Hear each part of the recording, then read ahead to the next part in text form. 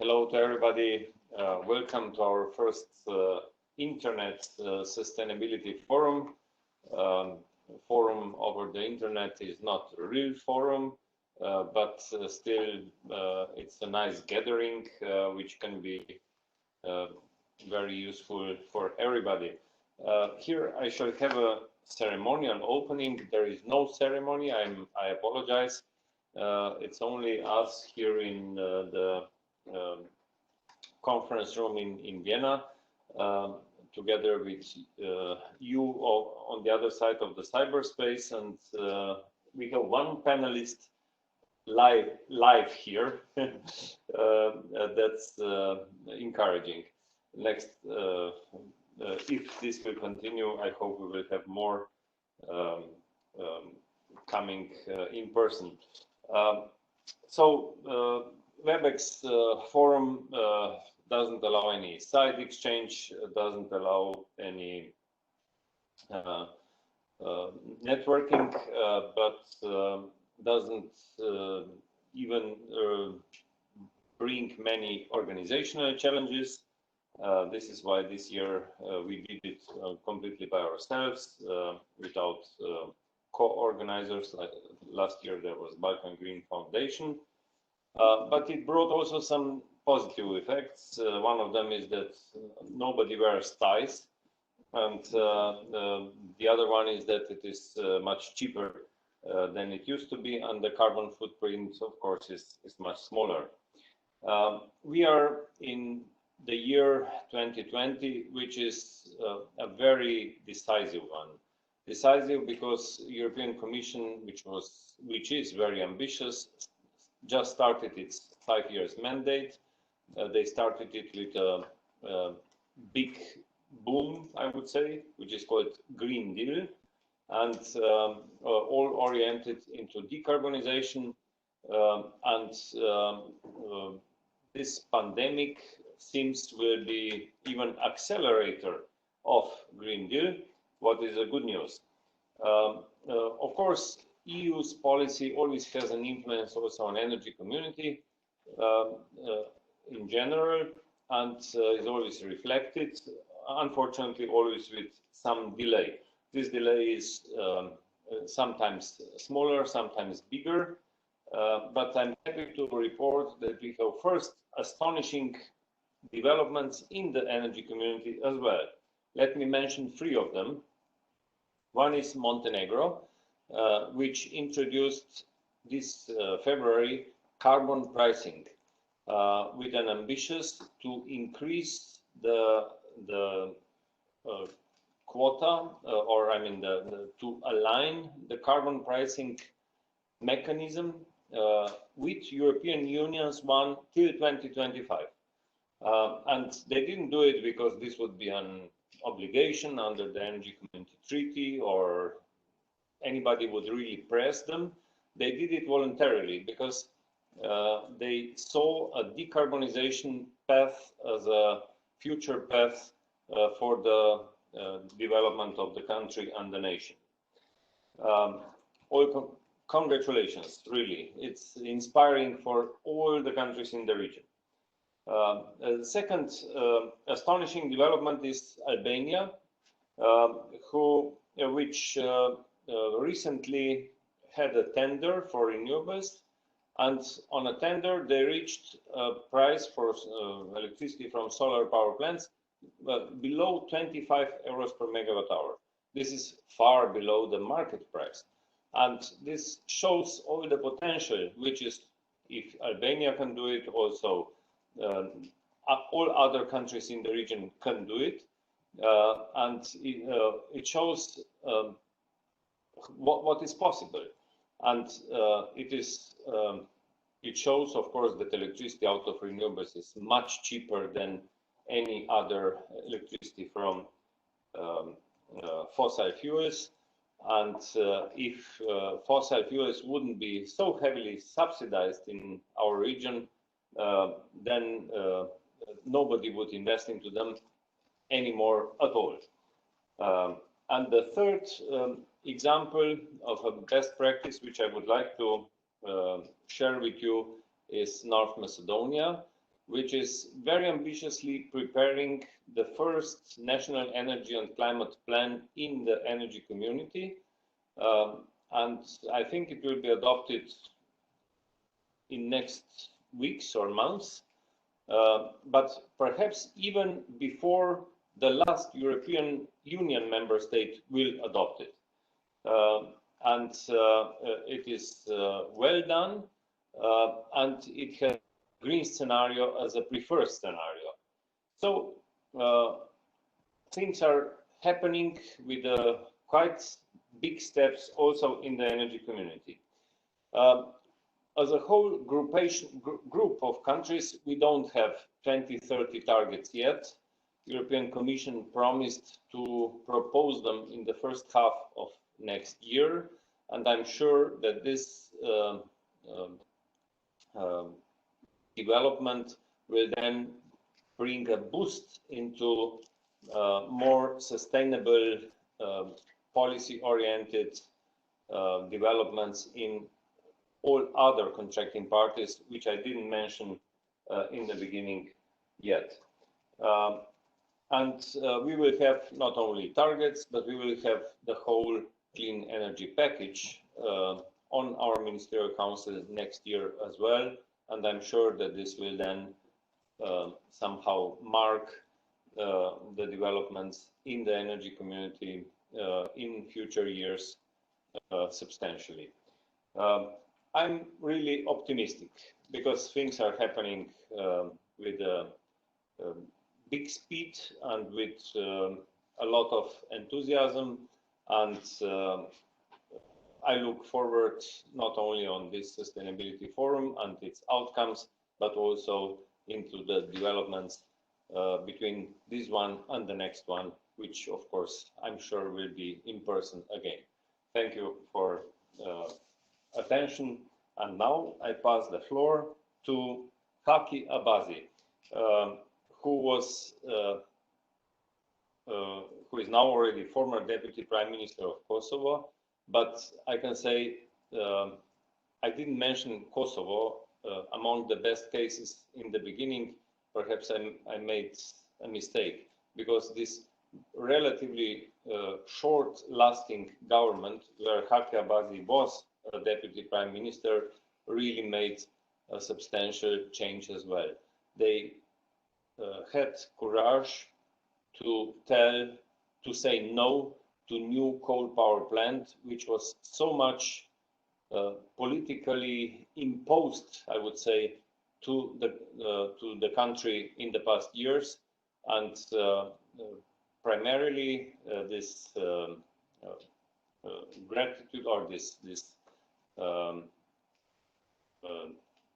behavior or this response of Kosovo goes for the benefit, or is connected with the name of Haki Abazi.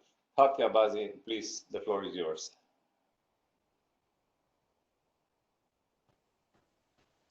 Hello, everyone. I hope you're hearing me well. Yeah, we do. Thank you, Mr. Kopacz, and good morning to everyone. It is a great pleasure and an honor to actually come back to the forum.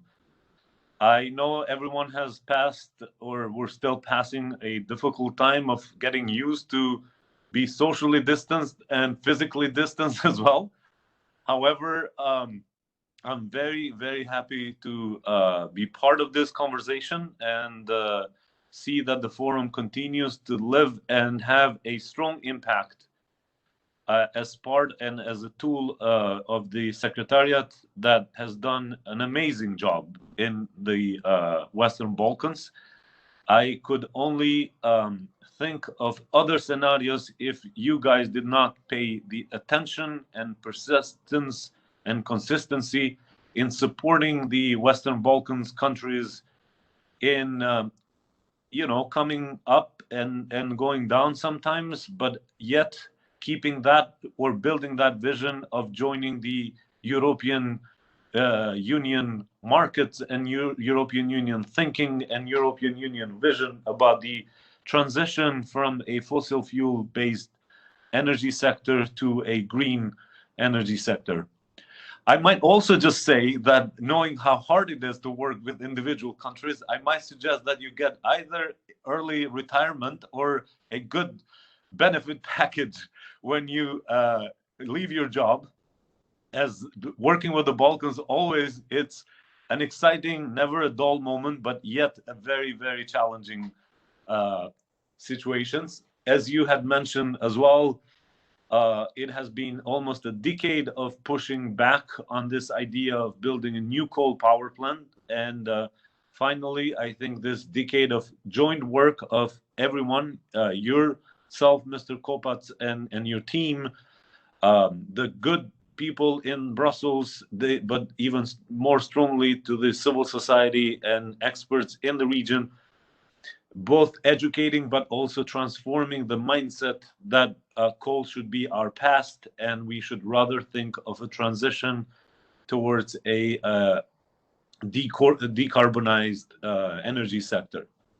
So in this particular situation and opportunity for me as a former deputy prime minister, but yet very engaged even now with the debates and the discussion as we go, as Kosovo is going through some interesting time, the least to say, a transition that it is correct. It has many faces. We hope that we will be soon be back on track of all the good doings and ideas that this government or the government I was serving to has in front of itself, in order to be able to catch the trends of the region, but eventually catch the trends of the European integration process that require also a deep transformation of thinking on the economy and the energy sector. We're very aware of the fact that there are greater and more resourced networks and forces who still continue to believe on either status quo of the existing energy sector and economic models in Kosovo and in the region as well. And unfortunately, as we all know, this is a very fertile ground to have these forces still operate and think of ideas of chimneys with smokes around the region, because there is so much coal present in the region. Kosovo alone is one of the third largest reservoirs in European continent and the fifth one in the world, with over 15 billion metric tons of really bad coal, lignite. So that kind of provides the excitement for all thinking, all minds, to think that anything that is underground and can potentially be used still to be seen as a resource, without actually thinking long term and thinking future for the generations. But that, it's a known fact and should not be giving us any rest and time to not only fight these attempts and intentions of continuing to believe that the Balkans cannot have other options, but come up together with a greater vision. And I think the European Green Deal is a great kind of a vision for us as well, and an idea to work towards, in order to be able to push back on those intentions that we see still existing in the region. And that, if I may say, it's a combination of a still old generation education thinking, where states do not think regionally and do not think that energy is something that connects the neighbors. Rather, there is still thinking in the region that energy is a commodity of commodity for controlling people, controlling certain sectors, rather than commodity for development, and commodity that energy will be giving people future should there be a proper transition from fossil fuel and the old way of how energy sectors have worked into a new one. And this is, I think, it's a critical point for us to convince wider public that when we talk Green Deal, when we talk transition and decarbonizing, we're not saying let's get poorer or let's get ourselves fired from jobs or stop the industries. What we're saying is let's think differently how the profit and the well-being of the people is going to look like. So that's what I think the challenge number one is, to continue, excuse me, to build a support on a wider public that the transition towards decarbonized energy sector and a green economy, it's not a sacrifice, it's rather a smart move of this third decade of this century.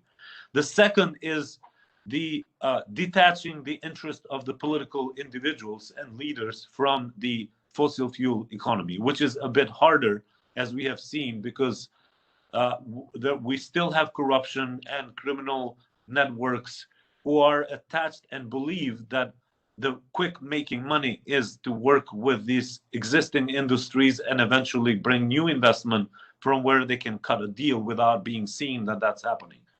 So getting new, young, open-minded generations into politics is going to be the next challenge for the region that not only believes in the green future and the green development and decarbonized energy sector, but also is immune to the dirty money that comes from coal and the fossil fuel industry.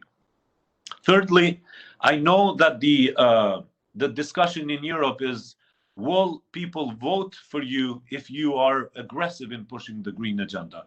I don't think we're yet there in the region. People do like politicians and parliamentarians who do speak clean, environmentally friendly, and industries that are going to defend the ecosystem of the region.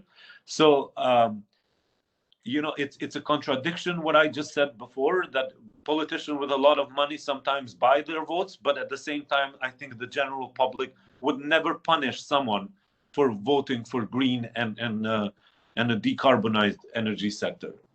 Now, I am optimistic too, in the same line. I think there are great developments in here. North Macedonia, as you mentioned, is kind of leading in that sense. I'm not sure 100% how did this 20 euros per megawatt in Albania exactly came about, but let's see and hope that that's going to be an example.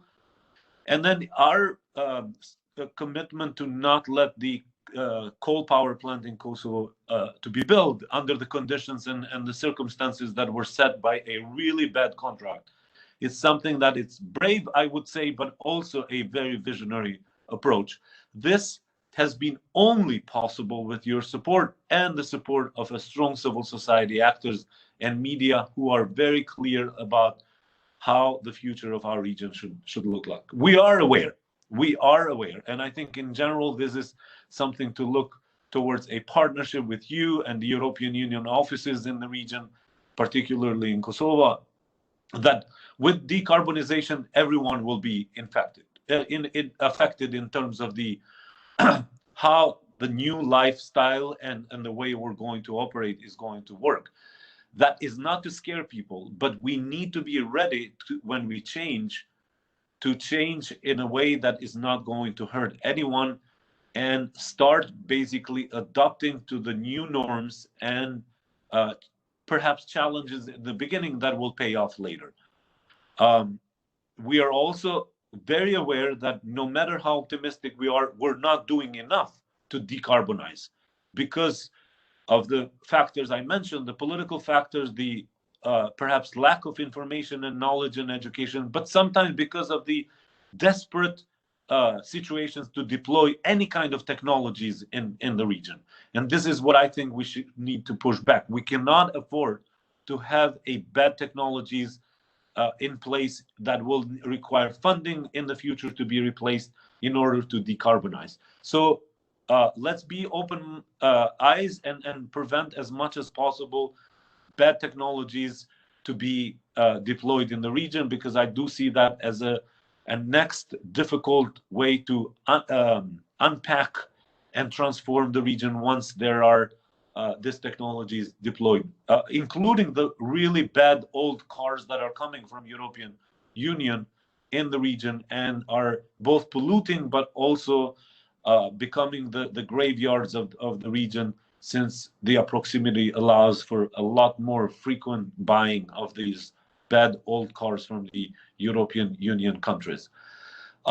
We, I think, have a lot more to do also in explaining that carbon neutrality will save money, so people do not get confused by the old economies and energy thinking that this would be losing money. I think along an efficient and flexible renewable energy system is much cheaper. In your case, in the European case, it says that the new one, it will have to spend now the 2% of the GDP, but in the long run, it will save around 23 billion euros a year.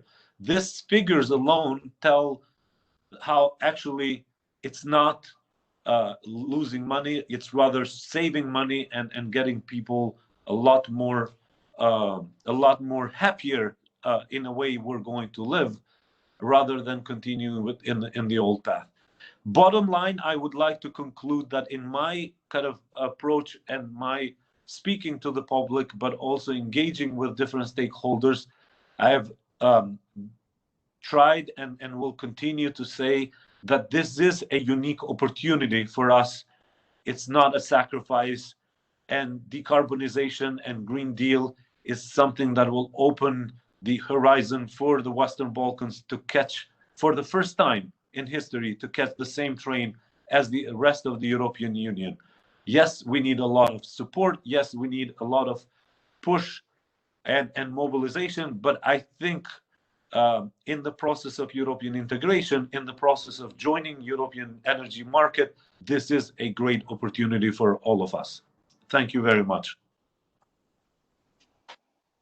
Thanks, Haki. That was really inspiring, and I would be happy if back in my home country, Deputy Prime Minister would speak like you did.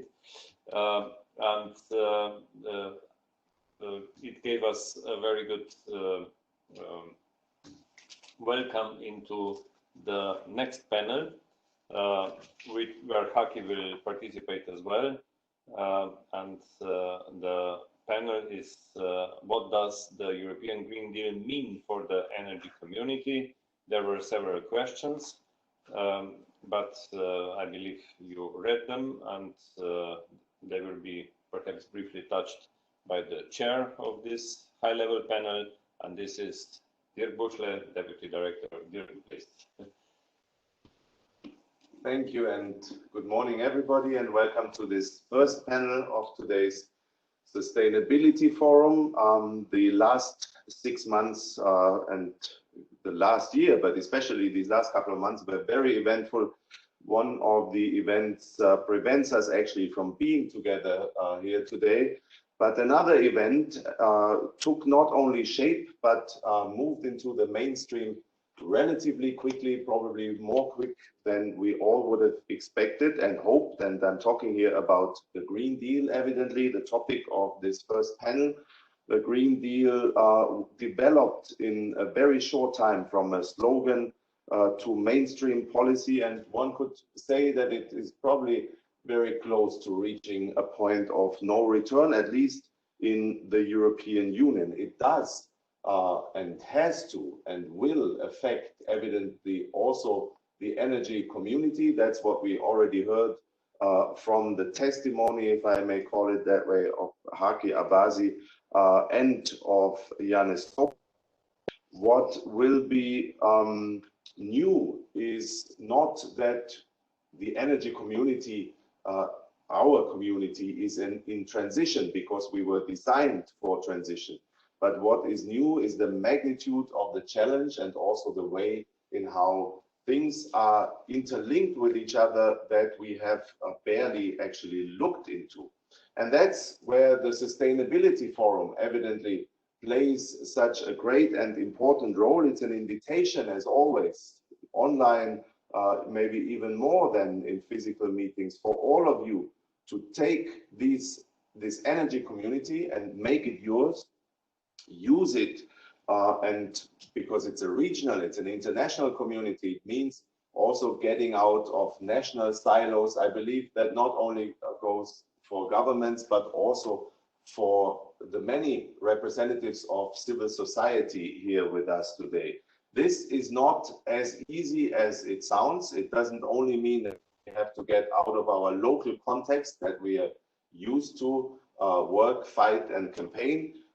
It also means that some trade-offs will have to be made potentially. We're just witnessing one of them that could be described as a trade-off, a painful one, between climate change and biodiversity in a topic, in an issue that becomes more and more problematic in the Western Balkans, of small hydropower plants. And that is an aspect of the energy transition, of the Green Deal as well, how to deal not only with a call that we all subscribe to decarbonization, but then also deal with relatively painful decisions to be made in a given local context, and to relate that to this general movement of the Green Deal. Today we are here to talk the talk. That's what the forum is about, but we will have to go also see and observe whether the walking the walk is actually happening. And Jan has already introduced some of the very good examples in terms of government action or in terms of state action. We have Albania with a new record price in renewable support. We have North Macedonia, who leads the field in terms of strategizing and climate planning. We have Montenegro with the emissions trading scheme. We also have others, and two of them are present on today's panel. I'd also like to mention Serbia, where indeed more decarbonization and transitioning is going on than meets the eye. But what we would like to really focus in this panel here today is how all of our countries, how all of our projects, how all of our interests can find a common roof under this notion of a Green Deal. And I would particularly like to focus today's panel on the question of, in the energy community, we will be recipients of a policy designed in Brussels, or we will also take part in shaping this Green Deal. And for this, I think we have the close to perfect, if not perfect, composition in the panel. I'm very happy that it is a high-level panel indeed. We have former Deputy Prime Minister of Kosovo, Haki Abazi, who has already introduced the forum. We also have Irina Stavchuk online, who's the Deputy Minister of Energy Environmental Protection of Ukraine. We have then Colin Wolf from the European Commission, DG NEAR, the head of unit in charge of regional cooperation, and who is, if you would like, the conveyor belt of the Green Deal to the Western Balkans, or to the European neighborhood, because he stands for a DG that also deals with the eastern part of Europe as well. And then we have Josef Weiler, an old friend of not only the energy community, but also a promoter of climate change fighting and energy transition in the region. He is director of Southeast Europe and Hungary in the European Climate Foundation, one of the most important players in this process. And I will now start directly passing the floor again and back again to Haki Abazi with a question on that I tried to formulate already. What is the expectations in the candidate countries and contracting parties of the energy community towards Brussels, maybe, or towards Europe when it comes to the Green Deal, but also what can we offer to policymakers, which I believe are eager to export that Green Deal also to the region. And you, of course, will base your answer on profound experience from many sides of the political border, please, Haki, engage and start this panel.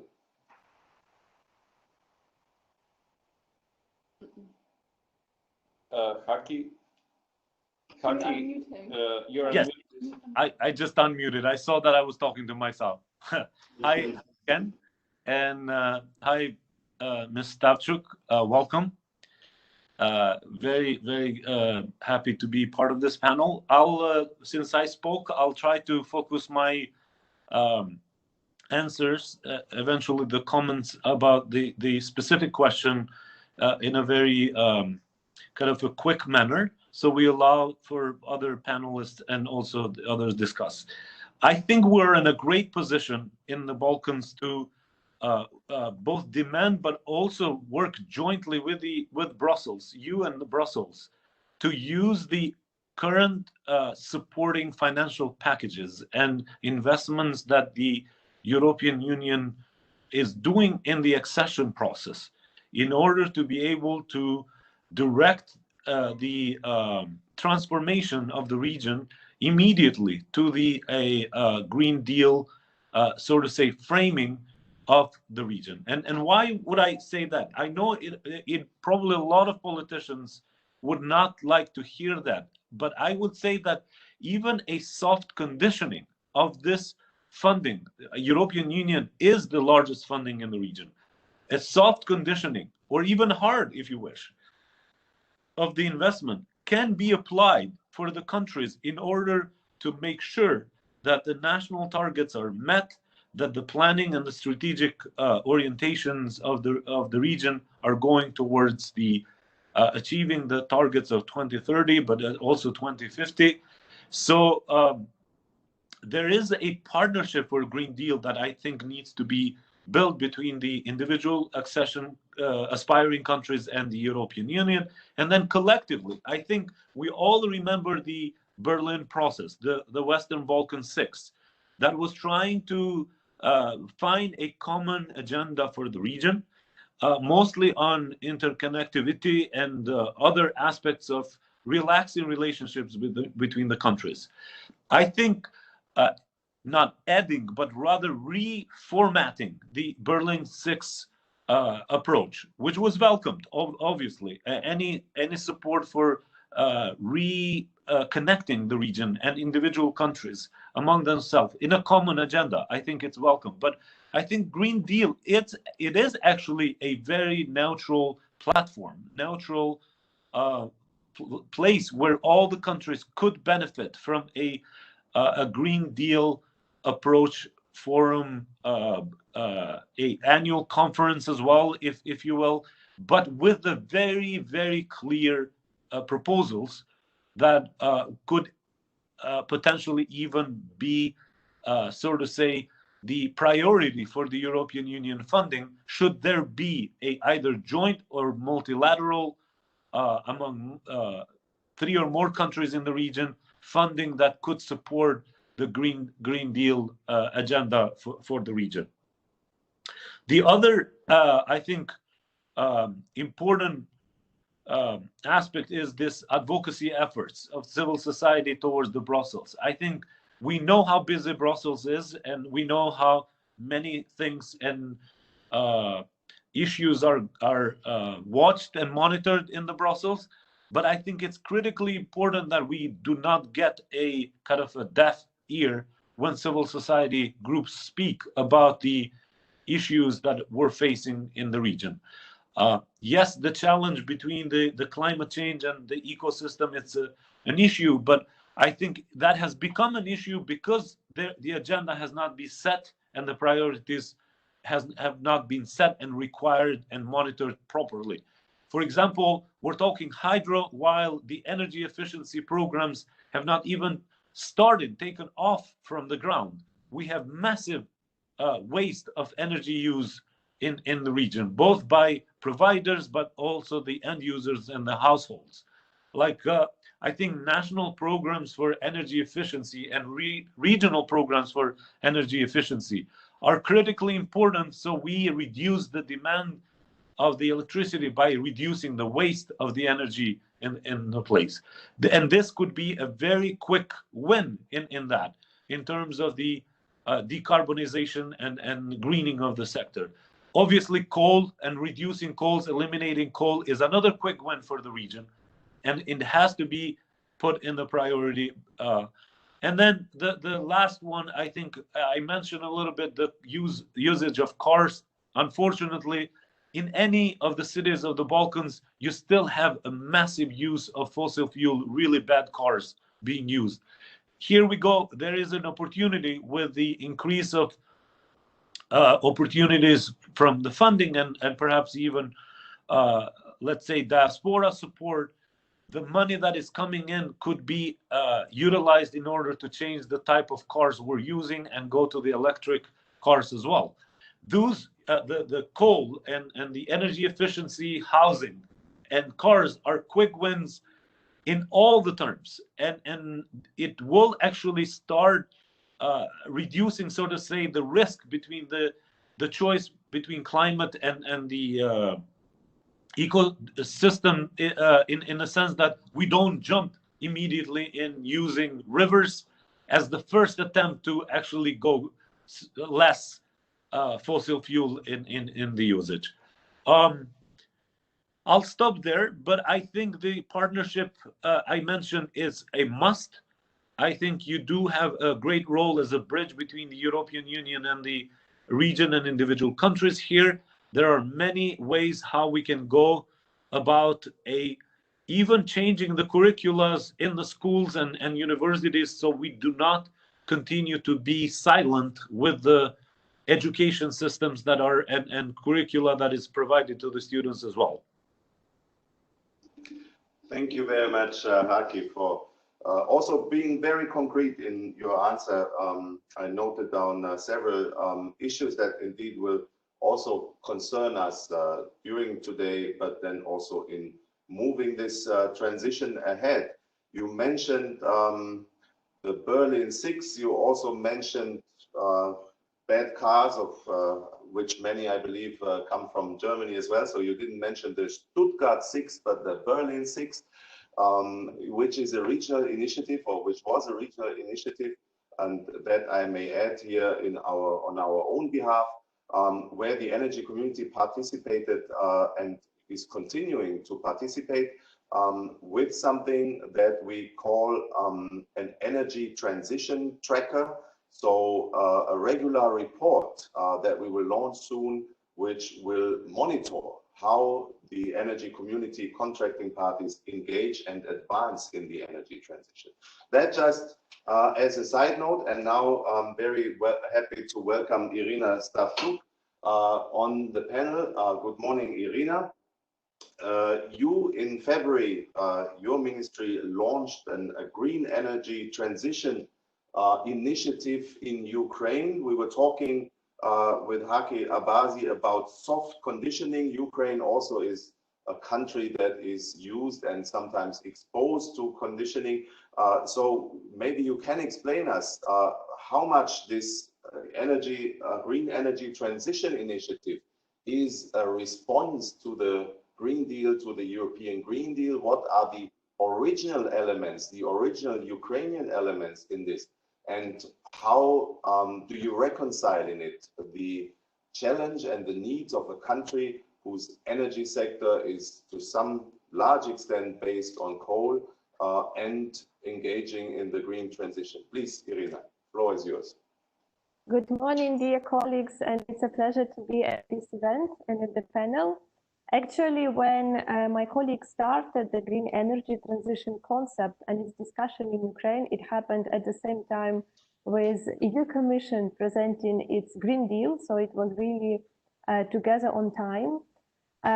And we started the concept actually in the process of modeling for both preparation of the new updated NDC for Paris Agreement and in the process of development of energy climate action plans for energy community. So we already at that time had some preliminary modeling results, what it means for Ukraine to plan its future growth based on long-term climate targets that we have in Paris Agreement. Is it possible? What does it mean for the energy, for the industry? What does it mean for the overall costs? And like now we have the full modeling results, which were presented recently, and we now can say for sure several main outcomes from this process. So first of all, if we develop renewable energy and follow the existing targets, and if we work on energy efficiency, and if we implement everything that is already planned by 2030, our greenhouse gas emissions will decrease from 2015 by 2030. And there are technical solutions, so there are technologies, and there is economically justified way to reach carbon neutrality in 2050, 2070 of this century. So this is possible. And which is also very important is that the overall economic cost for such scenario is not bigger than business as usual scenario if we don't follow the more ambitious targets on climate change, energy efficiency, and renewable energy. The major difference in business as usual scenario and climate ambitious scenario is the level of investments that are necessary in many sectors. And since our energy system relies a lot on the quite already old and built in Soviet Union times coal power plants, nuclear power plants, it means that like we have a good opportunity to rebuild the whole system, but it requires a lot of investments. And like overall in February, we had discussions of the green energy transition concept with business, with civil society, and then it also came discussion in the governmental bodies, and we didn't have major opposition to that, which I think is a good sign, because in the past, the discussions for Ukraine to have like transition towards 100% renewables were not taken as something very serious.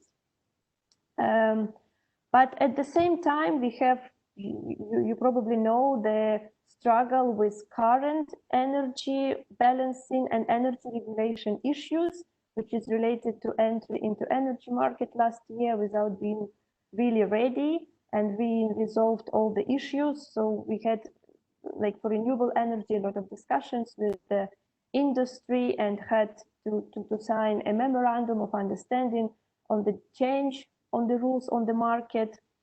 And also over this period of time, together with discussions of the green energy transition concept, there were a lot of issues related to coal mines. And it happened that, you know, if you look at the economic numbers for the coal sector, and especially for the existing state coal mines, there is a clear need to quickly move into phasing out and closing these mines, because economically it's not justified. But if you take the social aspects and the fact that people, and it's a lot of people, stand on losing their jobs, and there is no clear program how the issues will be addressed, of course, politically, it's a very difficult process.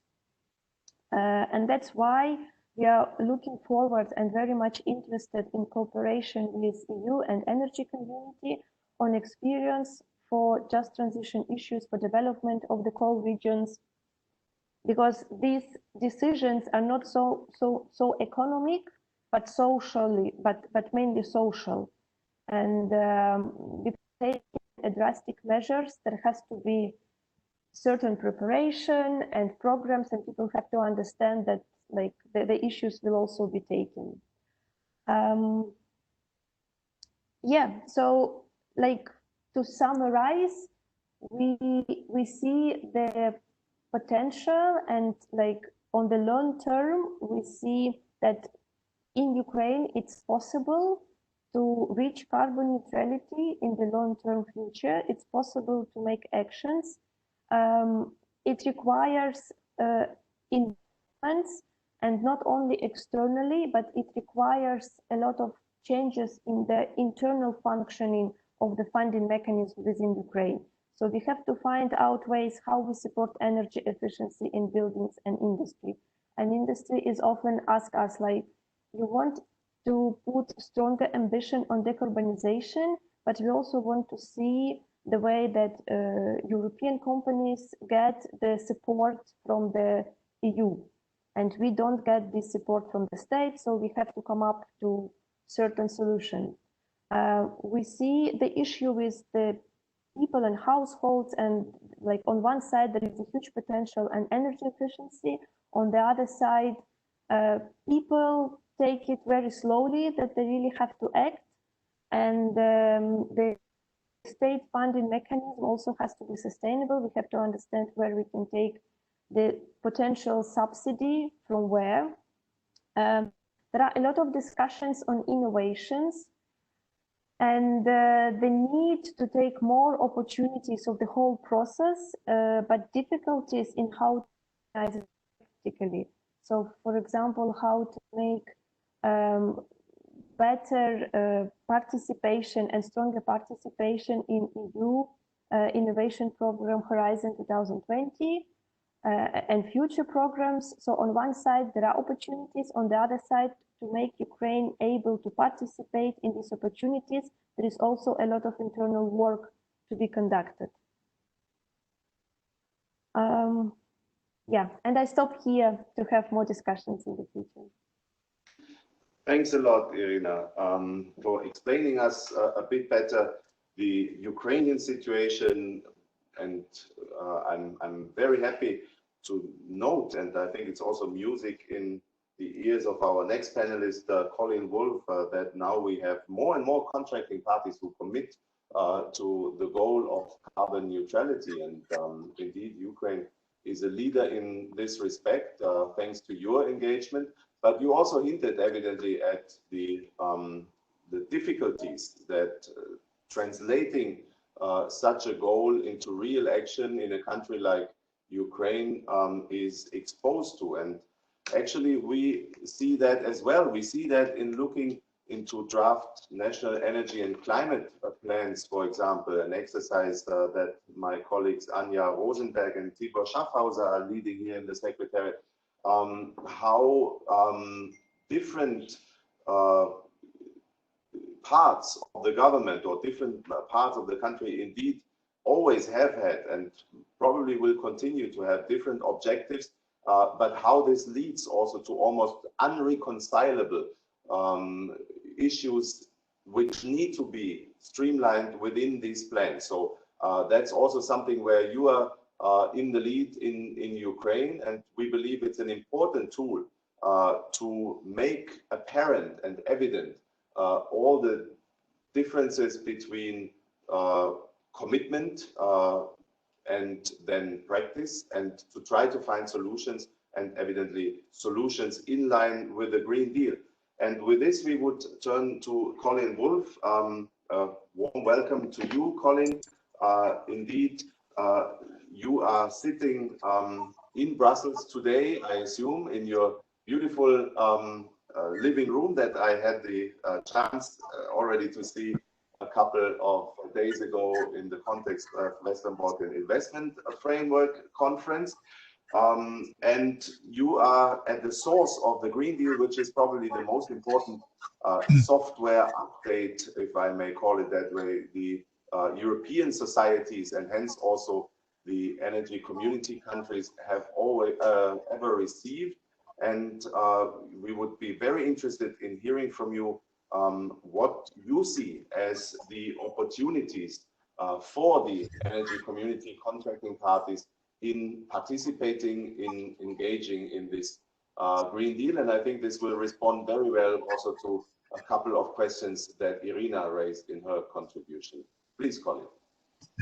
Well, thank you very much, Dirk, and good morning to everybody, distinguished participants.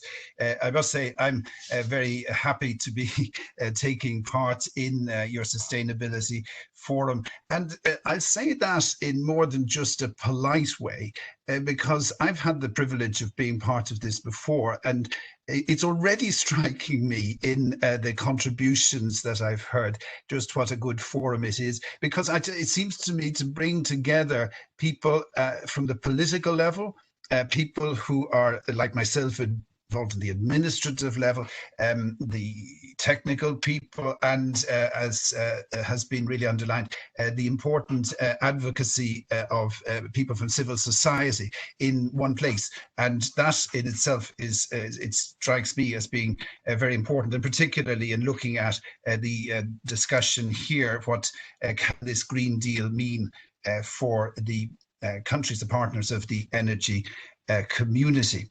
So I'm very happy, I think, to be part of this discussion. It's sort of the perspective from Brussels, but of course, one thing that has really, I think, been absolutely central since the Green Deal itself was announced in December last year is the obvious thing, which is that, of course, we're all dealing with the pandemic. I mean, I think certainly in our everyday work, in the way that we're now reacting, this is absolutely central to the way that, first of all, we're trying to deal with the pandemic itself, but also to deal with the life getting back to normal in the future. And I say that because that has, it's provided, I think, an important sort of new context for the Green Deal, which is, it's very important indeed. Because, of course, the Green Deal itself, it remains, and I'll come back to it, very it's crucial of itself for its own value. But it also, I think, has meant that a discussion of the Green Deal, and this is very much still ongoing, is now very much being part of the discussion about the post-pandemic recovery. And now this, it's very much the way that things are looked at. Let us make the most of it. What I detect is an increasing emphasis on a sustainable recovery. I detect a mention of a resilient recovery, a robust recovery, and above all, a green economic recovery. And I think that's very important in itself. In terms of now how this work it goes forward and how it will be seen by us, it will be seen by you, how it needs to be part of the discussion. And I think in all the the EU statements on this, I'm taking, for example, the communications that come from the Commission and so on, you very much hear about, and it was something that Irina mentioned, look, we must look at our investments also in terms of following the policy and making sure that when we invest, whether it's within Europe or whether it's with the countries, partner countries in the energy community or whatever, that we can accelerate two transitions. One is a green transition, one is a digital transition, and through that make for a more resilient society. I think it's not bad either that the two are linked. And I think we'll find increasingly ways in which the green recovery and the digital transformation, they do coalesce. In a certain sense, what we're doing here today already shows that. Look, we're all discovering new ways of working, which are only facilitated because we've got this new digital technology, but which also contribute very much to the green agenda going forward. So I think this seeing the Green Deal very much as part of a green economic recovery is very crucial. It's not to say, as I said, that the Green Deal, the really important components of it, that they are in any way diminished in their importance. And maybe, I mean, this is, I think, pretty clear, but maybe specifically on energy, we're looking at still making sure that countries, whether they're in the EU or elsewhere, can meet their 2030 energy targets, their 2030 climate targets, the increased emphasis you've very much worked on at energy markets integration, on just transition. I think this is important too, on decarbonisation, on renewable energy sources. And indeed, we have to tackle the issue of where it is difficult to decarbonise. And we hear much about long haul trucking, about shipping and aviation, that we also look at transitions, including through natural gas, including through decarbonised gas, making sure that we do find solutions in even the most difficult sectors and so on. So this is, in a sense, how the Green Deal, I think, situating itself, where it is placed now. So then we come to, I think, the important matter of how does this translate into the energy community and the partner countries there. And if you forgive me, I first talk a little bit about the Western Balkans and then enlarge it out to countries like yours, Irina, to Ukraine and the other energy community partners. Because first of all, there had been, I think, quite a significant drive towards a green agenda for the Western Balkans. And this was happening even before in the EU 27 we seized of the EU Green Deal. And I think particularly, and many of you will remember it, the work that led in February of last year to the Clean Energy Transition Declaration, which was signed in Podgorica in February 2019. And I must say, having been present at that, I was very struck by the fact that the region was, and I'm very interested by what Janos said at the beginning about several countries having taken really big steps forward. What I was struck by was the commitment at all levels to that, whether it was in terms of the political level, the administrative level, or indeed the civil society level. And to be honest, I think it was the advocacy of civil society that got that particular declaration signed, got it over the line. And that was taken up in what we just heard about, the Berlin process, in the big summit in Poland in Poznan last year, and was endorsed by all the leaders of the region. Very important indeed, the green agenda for the Western Balkans. And what does it contain? Here's where I think we come, first of all, to the broad areas of action, but also to the opportunities and the potential. So what's in there? The circular economy needs to work much more towards sustainable production, sustainable consumption, reuse of materials, more durability. Now, you will tell me, but it seems to me that the Western Balkans and indeed all of the energy community partners are not badly placed at all to really seize the potential of that, with the opportunity maybe to look to more innovative technologies, to more innovative practices in relation to enterprise or society more generally, to look at the ways in which we can organize ourselves to so as to be able to have a more sustainable and circular economy. Why do I say your region may be particularly suited to that? In sense, there's an opportunity maybe to leapfrog and build on digital or other strengths, engineering strengths, so as to be able to profit from that. Secondly, depollution.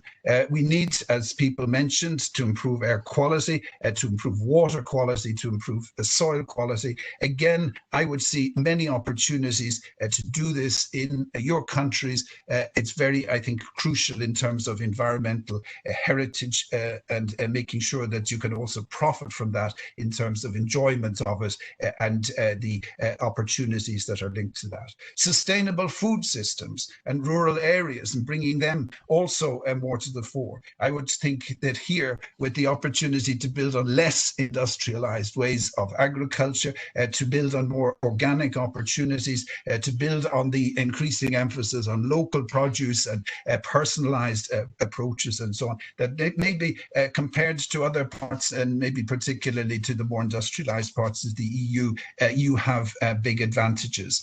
And then in terms of the big question, decarbonization, you have the opportunity to move to really improve climate in terms of all the work that's necessary on that, but particularly in relation to the big potential for energy efficiencies, for renewables, for smart mobility, for a greater market integration, for greater interconnectivity, and so on. So here we have these 5 big broad areas of action. and all of them seem to me they offer big opportunities for Western Balkans, but also for the other countries in the other partners in the energy community to move forward. And there, I've been very much hearing about development of sectoral development plans in relation to this, national energy and climate plans. A big congratulations to Northern Macedonia for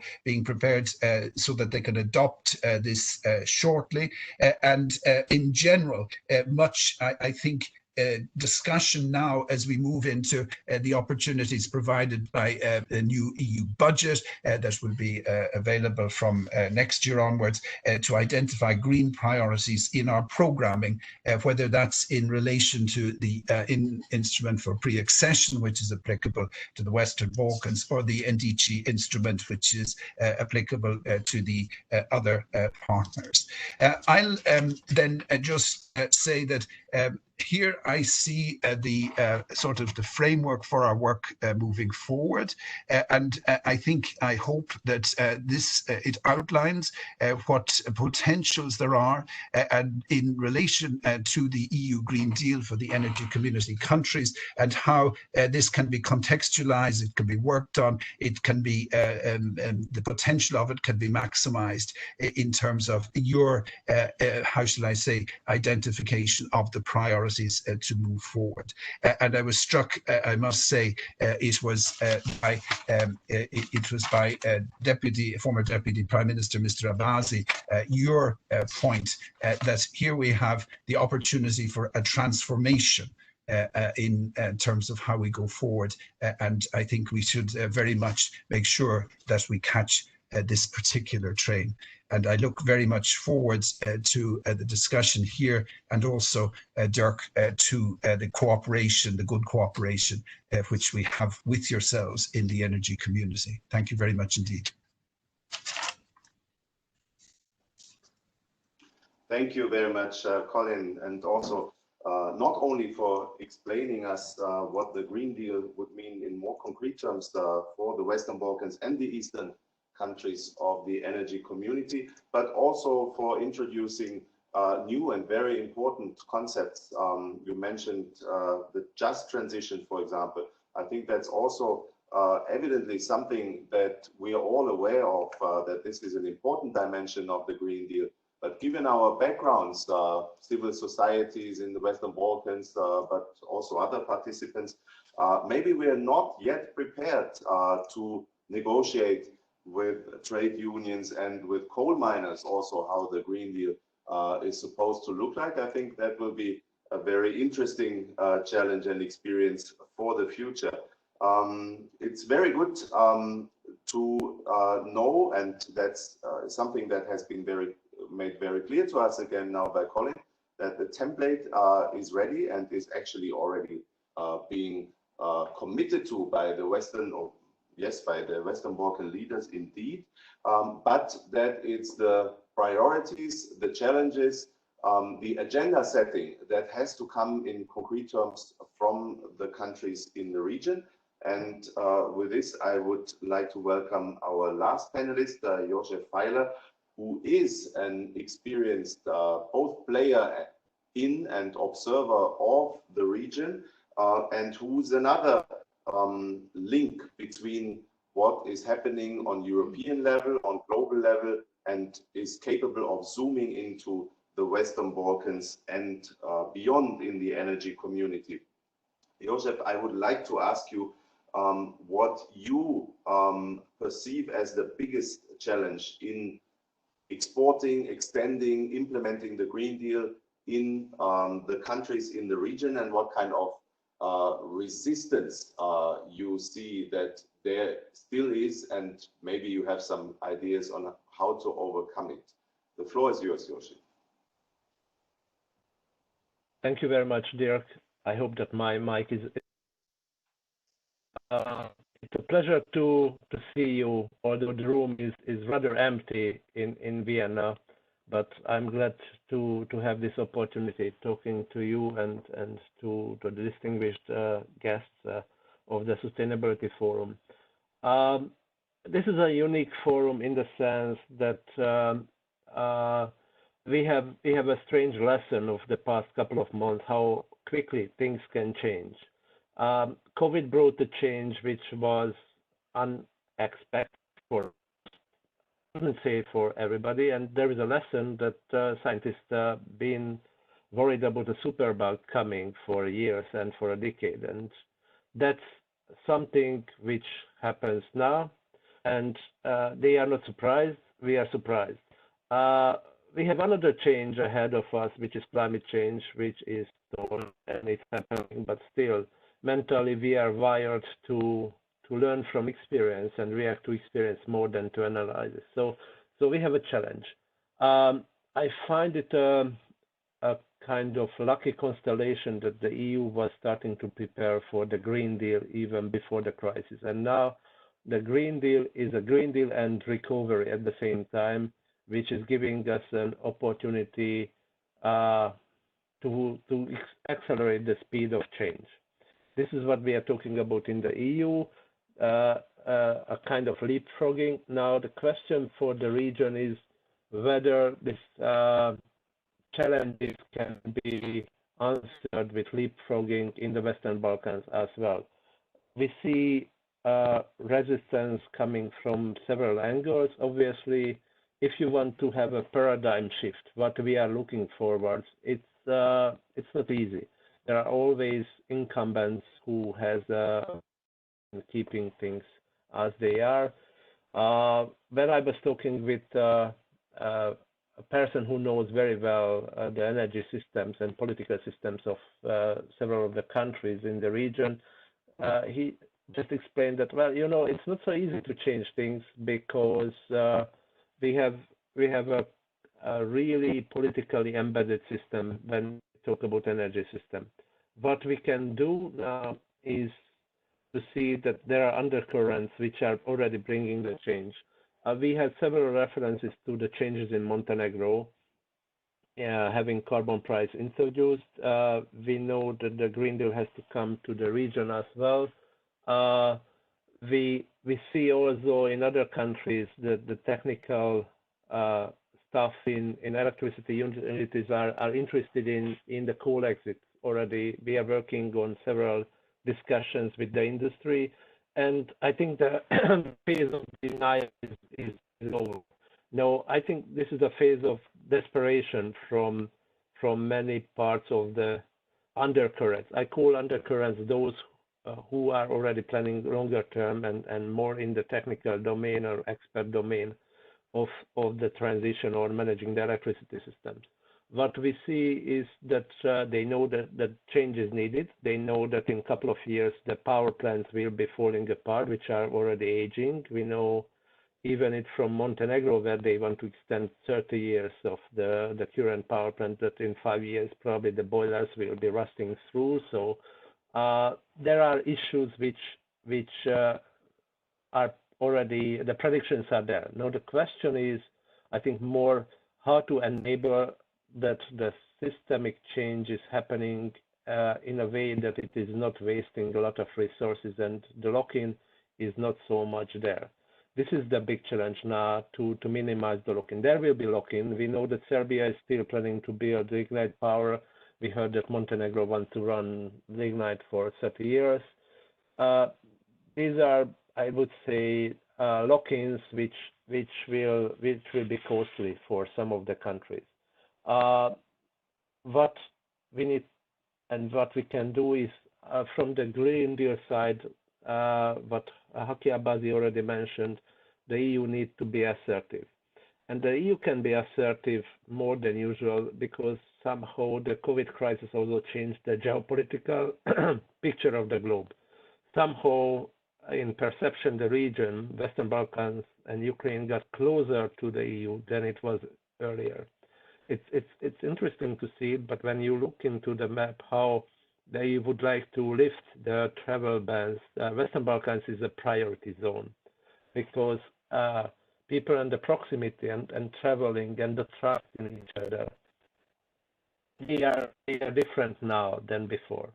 And this kind of different perceptions of geopolitics, I would dare to say, is important to explore. when I've been asking the Commission earlier about the earmarking, for example, for just transition in the region, I got just the general language, oh, it's a possibility. I think what Haki mentioned, hard conditions and earmarking is important. The EU is usually a softie in international negotiations, and I think the EU can be more assertive in the region as well. What I really miss is that the high-level outreach to the region on a periodical basis, that the leaders of the region understand the wind of changes here. I don't think it's a matter of fact. It's just a matter of perception that the high-level decision makers are educated in the region that climate change is not a fashion. In my home country, we saw last year that the government turned fully towards decarbonization, although was advocating against it. We see Poland is turning, and I know that in the region everybody is looking into the coal exit of Germany and Poland, and we see that Poland is turning. Renewables are coming in big in Poland, building energy efficiency is there. But I'm really concerned in the region that we are having a complexity and we don't deal with the full-fledged of the picture. When we are talking about carbon price and eliminating subsidies, we need to keep in mind that electricity is used for heating as well, and energy poverty is part of the picture. So building energy efficiency should come into the picture, and also restructuring of financing and social protection measures to come into the place. So the array of things to touch is much wider than looking into whether gas is good or a good transition fuel, or we need to have hydrogen-ready gas infrastructure already in place when it comes in. And another issue which should come in very much is storage and the people angle. Those who are experts and who are responsible for managing the electricity system and network should be, how can I say, enabled to have all the skills and knowledge and the vision and the tools to push for the change, because the political elites are not convinced, and if the people who are responsible for managing the change are not fully assured that they can do it with the new array of technology and a new array of options, then this uncertainty will be less than convincing for the political elites. And I think I will stop here. Thank you very much, Yoshi. You reminded us in this very comprehensive contribution, which really put a lot of important issues on our virtual table. Also, that before we are going green, we have to get rid of the gray. And you were reminding us that indeed the Green Deal is, if not all, but then a lot about decarbonization. And it is about avoiding lock-ins as much as dealing with the challenges of the present and the past. Thanks also for your call on the EU, and we as their little sister probably take this for us as well to be more assertive when it comes to exporting, to showing pride in the European Green Deal, also in the areas outside the strict confinements of the European Union. Now we would like to open the discussion. Evidently, it is possible for panelists maybe to comment on other panelists' contribution. I would just like you all to remain short, and we do as follows. I have a general question which links to some extent, it's one of the elephants in the room. It links also to what Yoshi has said. How do you see the prospects for carbon pricing in your jurisdiction, or in cases like Colin and Yoshi, generally for the region, as carbon price in terms of decarbonization for many is the silver bullet that we have been looking for a long time. And then my colleague Tibor also is collecting questions from the audience already. Tibor, would you summarize what we have already? And then we have a round of answers from each of the panelists. Good morning to all listeners. We received 3 different questions, but all are addressing the same topic and mainly are specifically addressed towards the European Union and the European Commission. The questions are the following. What are the ideas about the financial arm of the Green Agenda? And WBIF was mentioned. Is there any upgrade of the facility expected?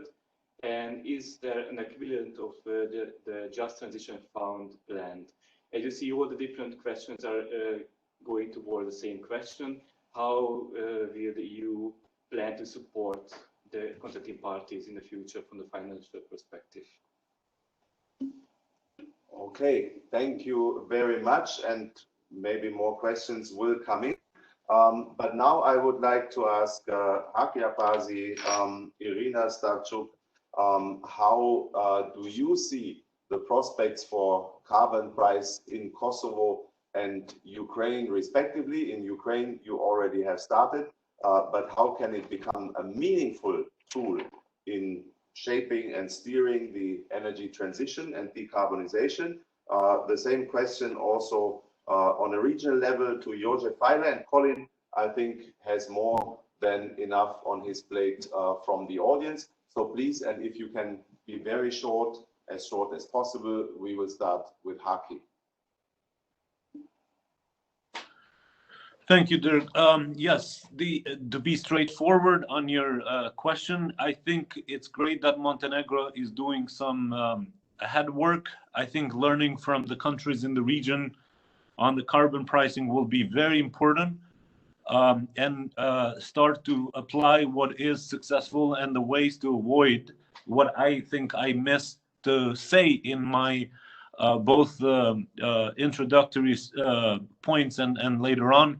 I think it's critically important that whatever we design in this transition phase as we go forward, the climate justice in general is going to be very, very important. So we do not, so to say, create a transition from rich to the rich and from a monopoly to a potential monopoly, given the political favorism or other interferences. There is a greater component to look into the carbon pricing approach as well, in order to be able to not create an industry for the sake of industry and for the accumulation of the wealth, but rather have equality and justice in our minds when we design policies and how we implement those programs in concrete terms. As a just reaction, perhaps, to the other panelists, I think there is a common denominator here, that there is a really great opportunity, and the word and potential interventions from the European Union not only are welcome, but are a must in order to basically not lose focus and lose this opportunity as we go forward. And I think, yes, money speaks, but I think there is a very good diversity in the region now that goes beyond the issues and the political problems that the region has faced in the past. There are bridges that have been connected between the civil society, the economic sectors, and also political kind of individuals, parliamentary groups, green parliamentary groups, and so on. Those initiatives not only should live, but I think should be a priority in terms of the being listened, being included in the processes of designing policies and implementation as well. Thank you. Irina, what's your take on carbon price in Ukraine as a tool to move ahead the energy transition? Yeah. So in Ukraine, we have a carbon tax for greenhouse gas emissions, which is very low. It's around 30 euro cents per ton. And so basically, there are two problems with our existing carbon pricing. The first one, it's very low to make any meaningful impact for the industry, which would stimulate it to reduce emissions. And another big problem with it, that it goes to the general budget. So we don't use even this not very high collected money to direct to specific programs which would stimulate emission reductions, which would fund certain programs in certain areas. And all the discussions around NDC and decarbonization and all the political situation that we have, we can see that neither people nor business want to pay more. So when we talk to the business, there are a lot of arguments, of course, why they don't want this to be increased, but also arguments that, like comparing to EU, there are programs to support business, to modernize, and we don't have it in Ukraine. So, but for us, even to plan something, of course, there have to be funds collected. So it has to be an internal mechanism when the funds are collected and then spent for the specific programs. So, like, from my perspective, I'm very much interested to learn how EU mechanisms for businesses for modernization are organized, like what the percentage is used back to be given to business, and how it's all set. Because we know the emission trading system, how it works, but you also have very specific funds, and we're interested to learn what mechanisms could be good for Ukraine to implement. If we talk about people, then it's households, and due to lack of reforms for so many years on energy pricing and on energy efficiency in buildings, we are in a situation when we have extremely inefficient system and people have to pay for it because they even now don't pay the full price. And if we talk about increase in these tariffs to add like carbon pricing, it doesn't really help directly because like we already have a lot of people around, I think even more than 50% of population, which cannot pay their utility bills and have to get state subsidy. So it's this virtual circle when we don't have money to invest into energy efficiency, and that's why we have this inefficient system and have to support it. So one of the solutions that we have seen and that we think have to start in Ukraine, there was an initiative and it's still kind of on the table and we still think about how to implement it, is the introduction in Ukraine of fuel-based carbon tax, which would be spread for all fossil fuels and for all consumers. So it would be put on the transport fuel, it would be put on gas, on coal, and start with like certain amount of money, which a certain amount of tax, like for example, €1, but to dedicate it to specific fund, which would have specific programs and redirect these funds for innovation, energy efficiency, and other programs which would direct decarbonization, so that those who pay can see the direct benefit of this program and can see the concrete mechanism how this money will be used for the benefit of people and specific programs which could be used for the business. Of course, with business, the most difficult discussion is that there are not so many companies which form the basis of the current fund, and the directions how to use the money is probably shouldn't go just to them, but should go to wider like programs for wider businesses. And this discussion is also not very easy because we hear from business that they want these funds to be directed back to them. Thanks a lot, Irina, for also pointing to the issues with the business. It's interesting because in Western Europe, we always had the impression that the business is rather favorable to a carbon tax. That's a question I would redirect to Joshi Feiler. You were talking earlier about the assertiveness of the EU. Is a carbon border adjustment maybe part of such an assertiveness? But you also, Irina, you were talking about the social problems, and I think that reminds us all how the energy poverty is indeed an important component. But in the end, as Haki Abadi said, money talks, and now Colin Wolfe will talk money. You've got several questions on what is the financial component or the financial contribution also that the EU would be ready to make in supporting the Green Deal in the contracting parties. Colin, please. Yes, thank you very much. Maybe to start with the Western Balkans investment framework, because there's a question as to what upgrade there is of it expected. I think it's already very much started to address this. There was just a couple of developments.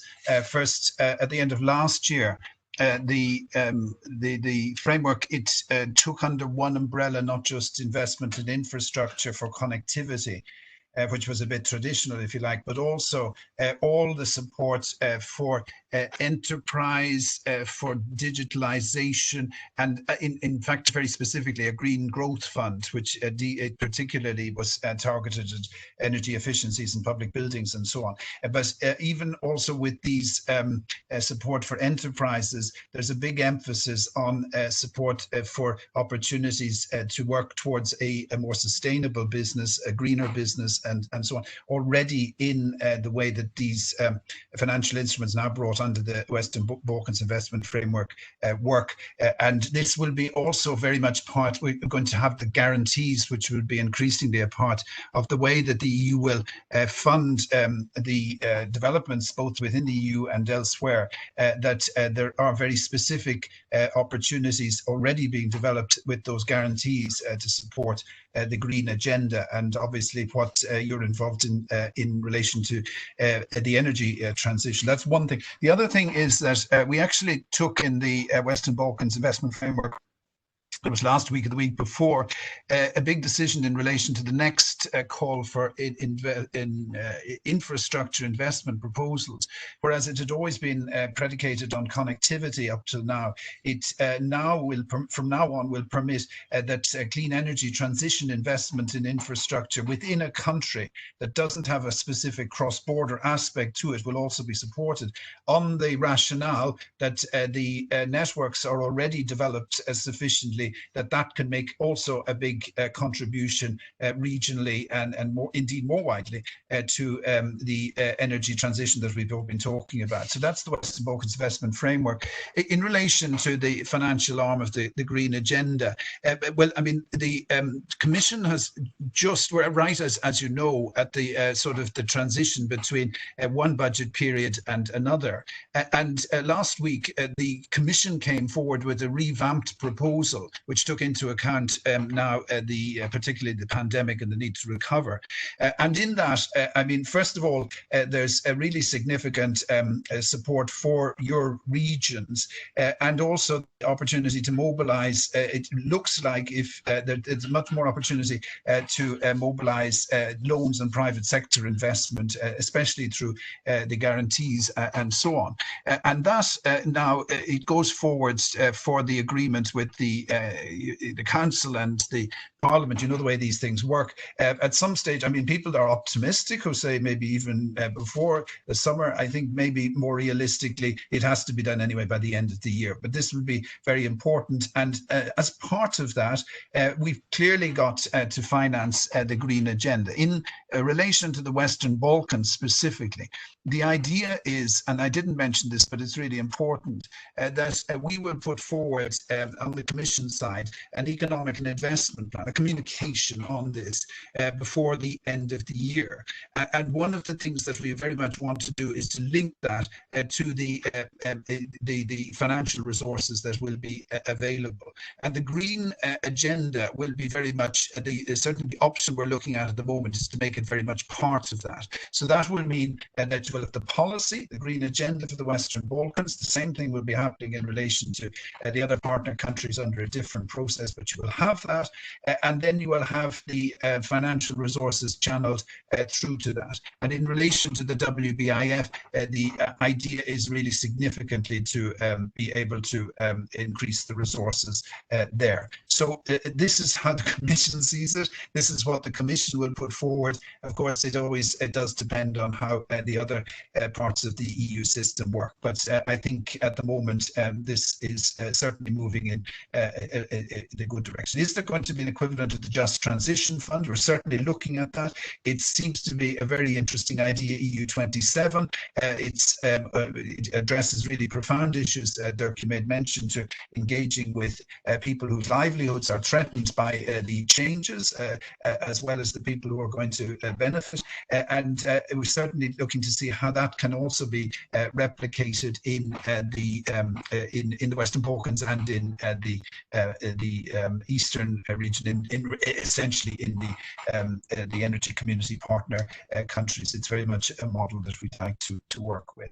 I do see, and I'll finish here, I think quite a number of people saying that we do have to make sure that we look after the people, the most vulnerable people in society in relation to all this. And I take that point very much sort of as important. I think we certainly want to make sure in terms of how we move forward that what we propose in the new ProTIPA 3 or whatever it is for the whole region, that we are not just looking at major infrastructure, we're not just looking at business, but we're also looking at the people in society, the most vulnerable communities and so on. We do already, we did, I think, particularly in the response to the pandemic, we've made a particular point of that, but it's very, very important to be always reminded of it, and we very much take note of what you say. Thanks. Thank you so much, Colin, for this additional insight. And I think in playing the ball back into the partner countries, it is indeed for you. You saw that money is there, finance is there, support is there to set your agendas as green as possible, feed them into the appropriate channels and make sure that they end on tables and in formats like the Western Balkan Investment Framework, and then support can be received. But it's important that we, so the countries and the civil societies of the energy community, indeed clearly send the signals for what we need support. Last round of, or last answer to questions to the very simple and straightforward question will be coming from Yoshi. Yoshi, a carbon price, is that the nightmare or the dream for the energy community contracting parties? I think it's both. It depends on who is looking at.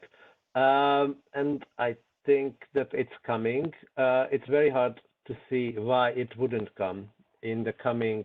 My bet would be 2025 is a starting when everybody needs to think seriously whether they have a bet on lignite or something else. And probably in the coming 5 years after that, we should see the coal exit unfolding in the Western Balkans. Why do I say this?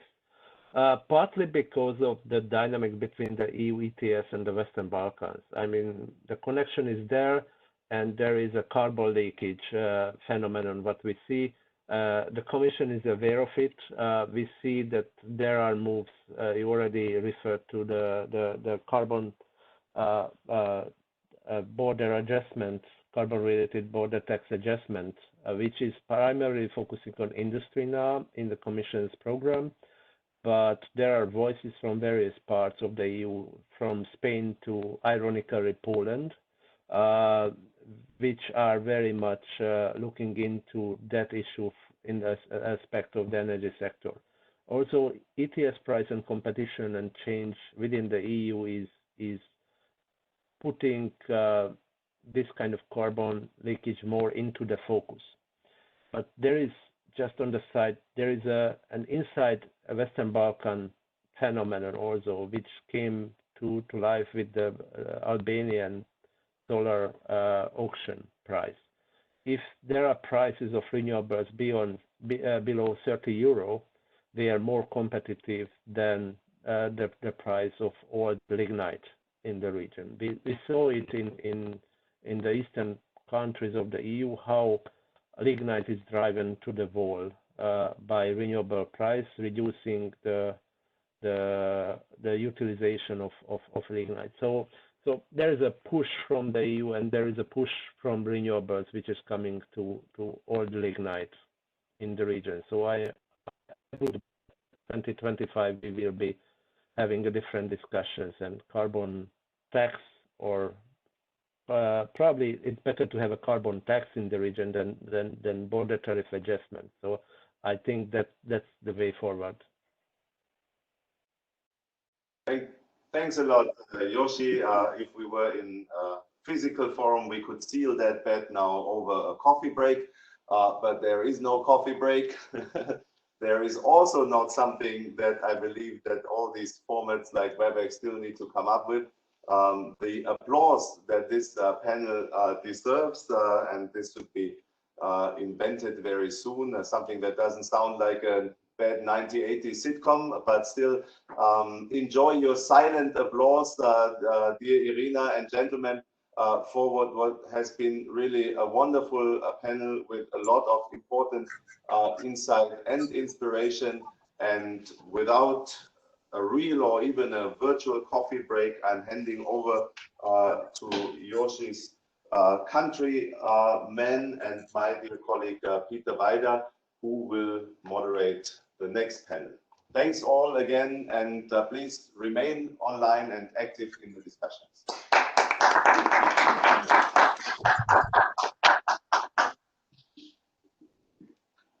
Good morning, everybody. Thank you very much for Dirk to pass the parole to me. I will be guiding you through this first panel discussion, implementation of the Large Combustion Plants Directive. Where do we stand in the energy community? A topic that is very well known to many of us, well, to all of us in the room, and I think also many of the listeners. Before we go into the topic, I would like to give two housekeeping information. So after our panel, there will be a poll published here. I will give you technical instructions at the end of the panel how to participate in the poll. So just to give you already a heads up, please be prepared to participate in that poll in the break. And also the draft forum statement will be shared at the end of this panel. So also please take a look at the draft forum statement in the break. So without further ado, I will just start with the introduction of the panelists for this panel. In the beginning, Director Kopic said that we have actually one panelist with us, and this is Ms. Irina Verbicka on my right-hand side, who happens to be in Vienna and thankfully could join us in person, which is nowadays a kind of a luxury. She's an environment, energy and climate professional with more than 20 years of wide range of experience, which mainly was about implementing environmental obligations and programs. She was heading the environmental compliance department of DTEC in Ukraine for over a decade. And since June 2020, so actually since very recently, she is now the counselor of the director for sustainable development in the same company. She was actively involved in developing market-based approaches for large combustion plants and for decision makers to meet the requirements of the Large Combustion Plants Directive and especially National Emission Reduction Plan, so the famous NERP. Then our second panelist is Ms. Sonja Risteska from North Macedonia, but she's not based in North Macedonia. She's working for Agora Energiewende in Berlin. She's a project manager for Southeast Europe in Agora. And there her main focus is on the preparation of different studies and policy papers focusing on Southeast Europe in energy transition issues. Prior to joining Agora in 2018, Sonja was working as research and management coordinator at the Analytica think tank based in Skopje. There she was also focusing on energy and environmental matters with a Southeast Europe focus. And finally, we have Mr. Ljubo Knežević, also an old friend of the energy community, a regular speaker at our events. We had him also last week at the Athens Forum. His CV is so substantial that I really have to shorten it to fit into a 1-minute introduction.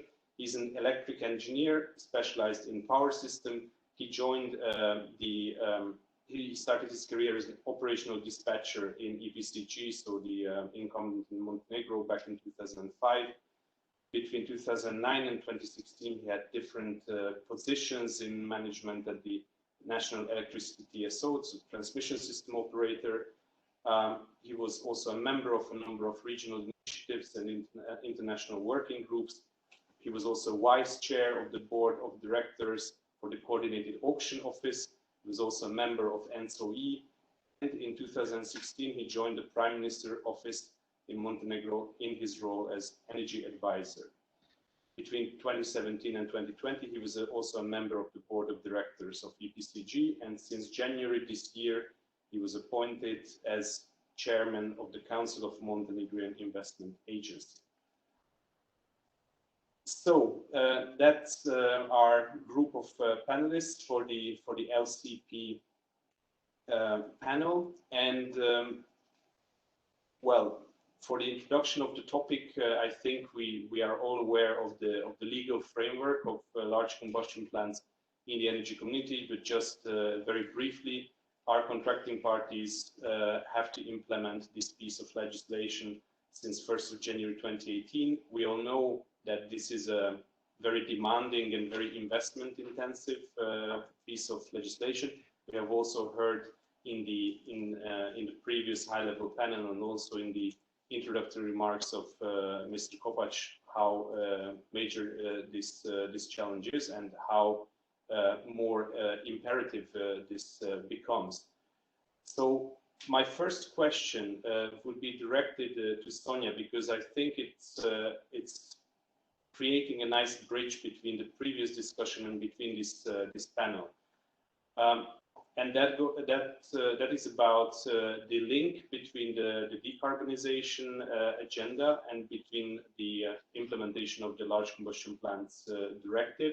As we have heard and as we also see, we can follow that the decarbonization agenda and the imperative of the energy transition are actually kind of taking over the, so to say, classic aspects of environmental legislation, like the large combustion plants directive, which is focusing on pollutants which are actually not greenhouse gas emissions, but indirectly it also impacts, of course, greenhouse gas emissions by placing a price on these installations.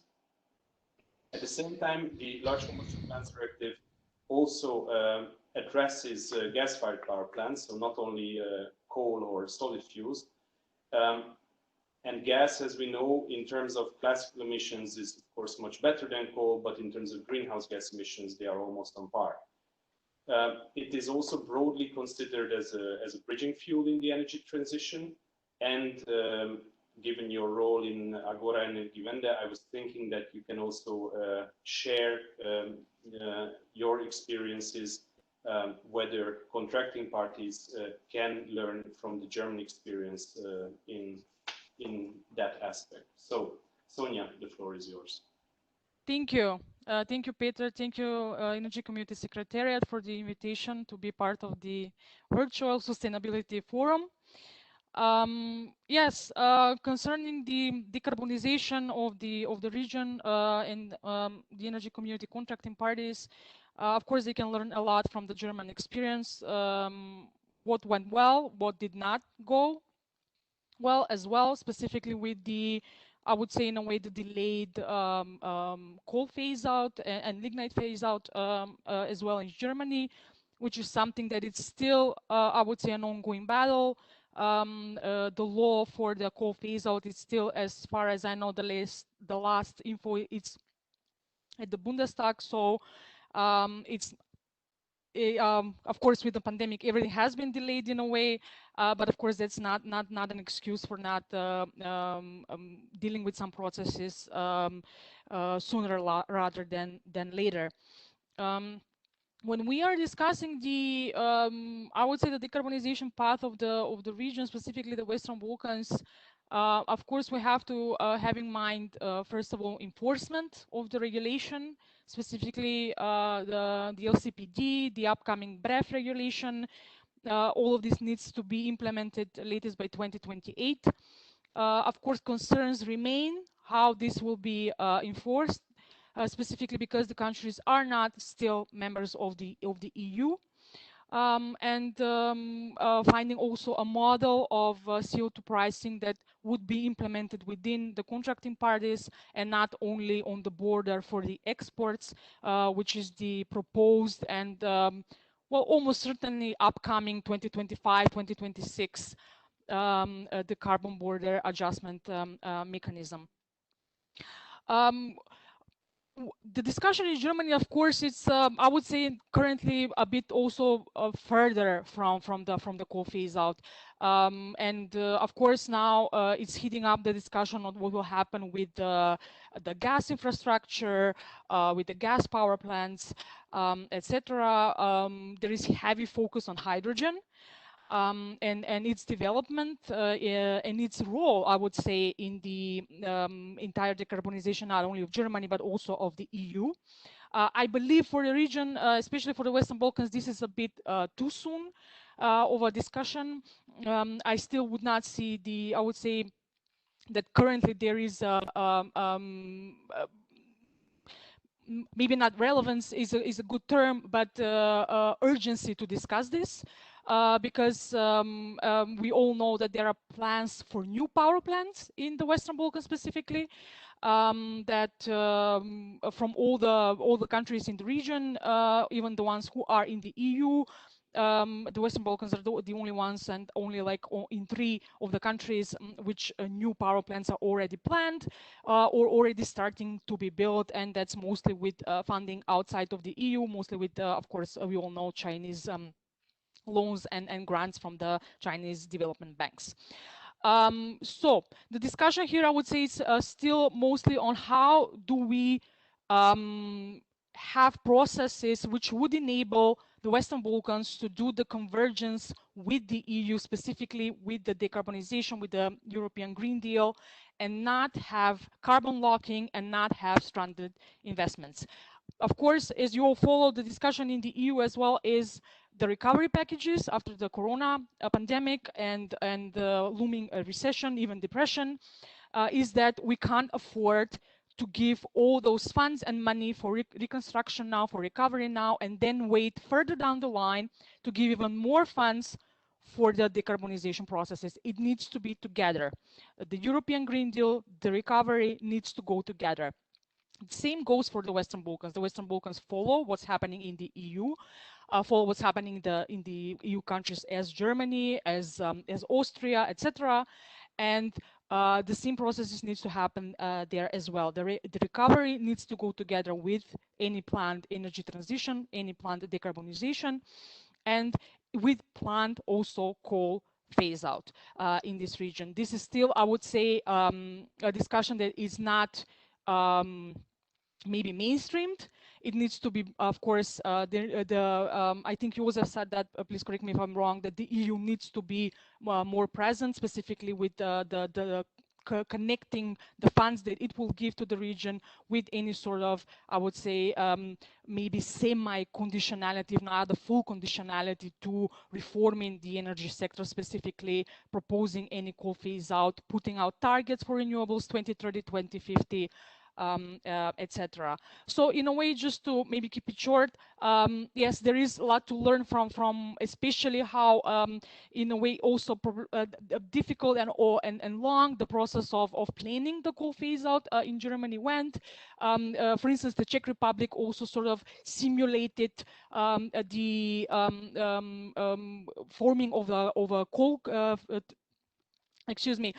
coal commission, which also looks into the coal phase out in this country. So this is something that also could be, I would say, relevant for the countries of the Western Balkans. Of course, now there is this tender for a secretariat for coal regions in transition for the Western Balkans that together with the secretariat, the the EC published. So this is also something that should sort of foster and, let's say, speed up the process of coal phase out, and in a way for the countries to leapfrog in the energy transition and not have to wait even more years, or 5 more years or 10 more years to start planning for something that already needed to be planned in a way. Yeah, thank you, Peter. So I would, of course, stop here. And if you have any additional questions, please let me know. Thank you very much, Sonia, for this comprehensive remarks. And I would now turn to Hugo, and I would like to ask him a question that is actually very actual and apparent. Whenever we talk about the implementation of the Large Combustion Plants Directive, there are two magic words that tend to pop up. One is NERP, the other one is opt-out. NERP is a National Emission Reduction Plan, and opt-out is the limited lifetime derogation for maximum 20,000 hours within a total of 8-year period up to end of 2023.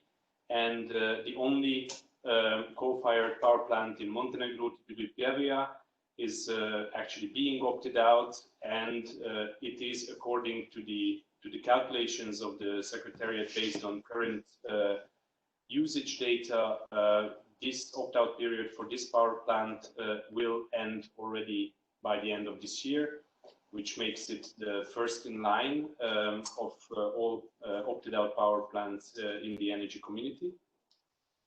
And just, I think, 2 or 3 weeks ago, so beginning of this month, it was announced that in order to comply with the stricter standards and to extend the plant's lifetime by 30 years, the government will actually engage, or the operator will engage in the reconstruction of the power plant, which will cost over 50 million euro.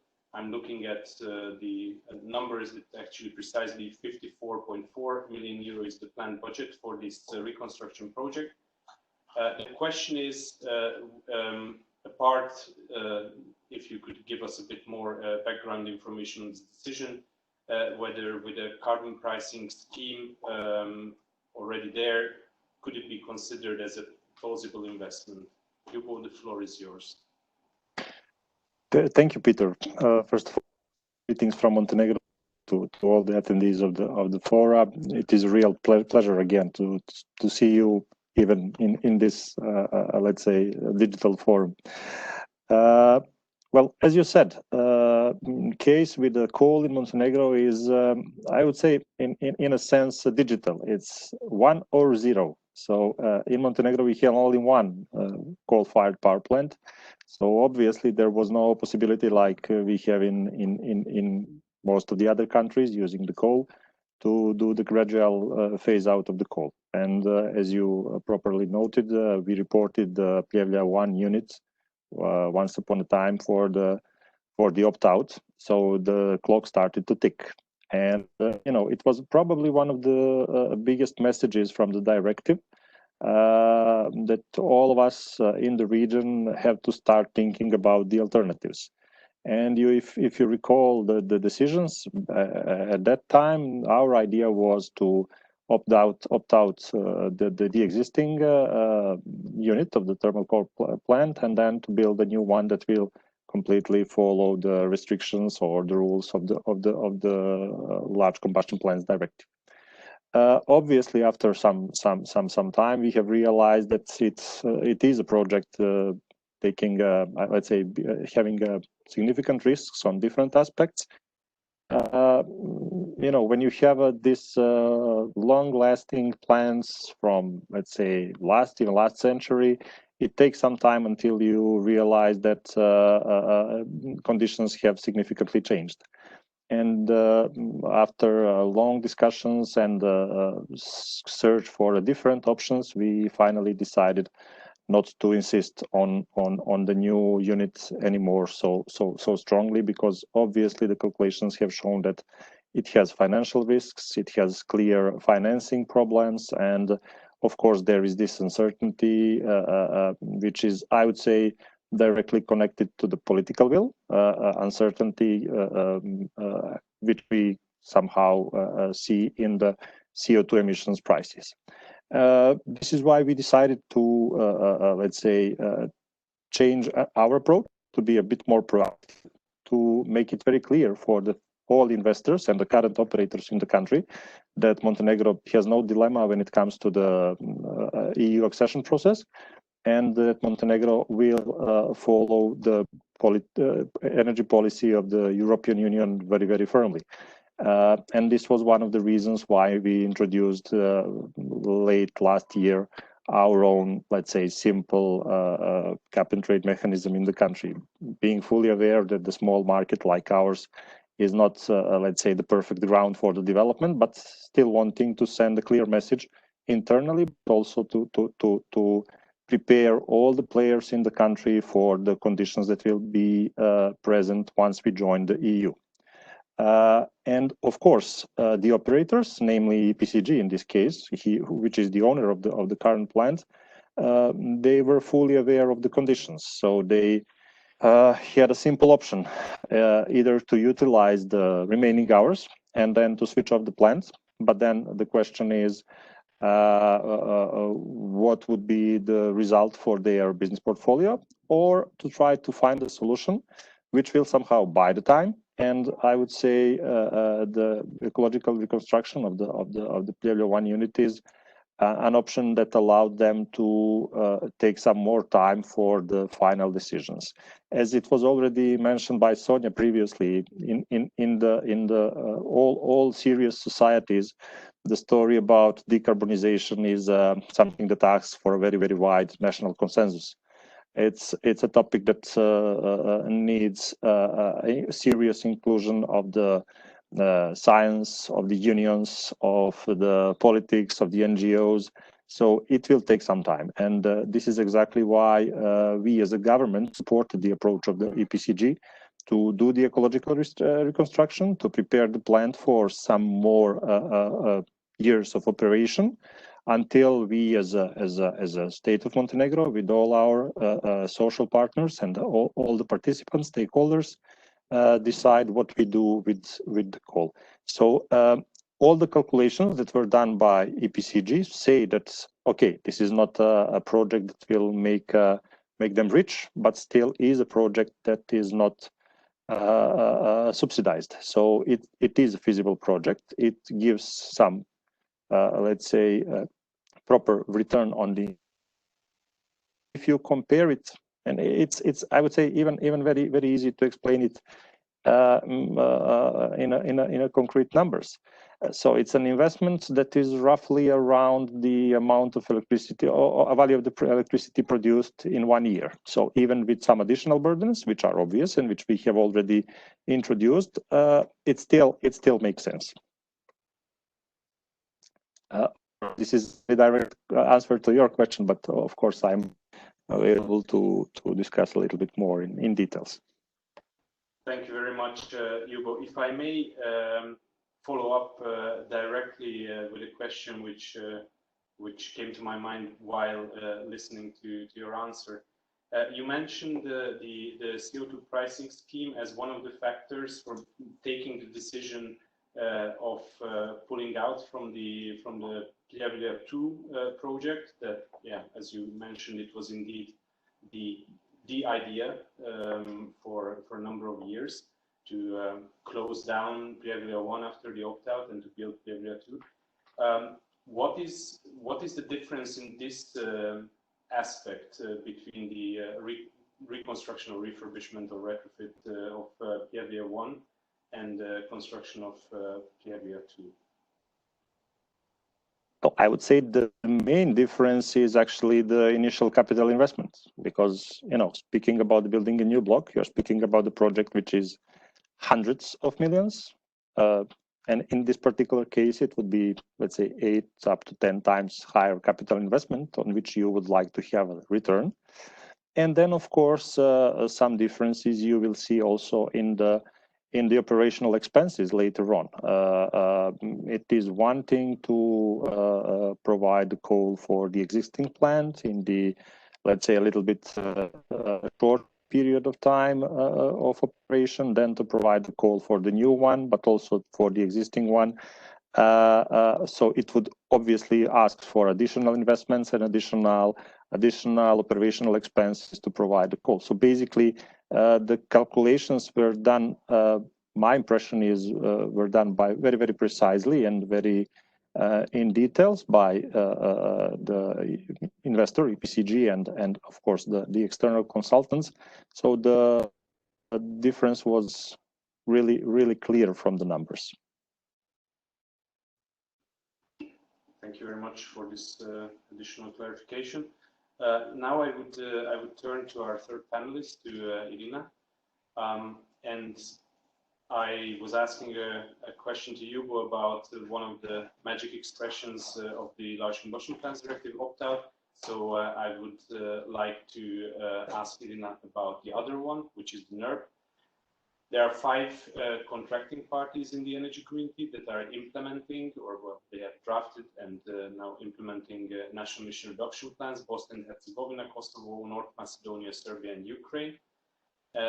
And out of these 5 contracting parties, based on the 2018 emissions data, which was included in the last year's implementation report in the of the Secretariat, Ukraine was the only contracting party that has met all of its ceilings for 2018, quite narrowly. So the actual emissions were very close to the ceilings, but they were within.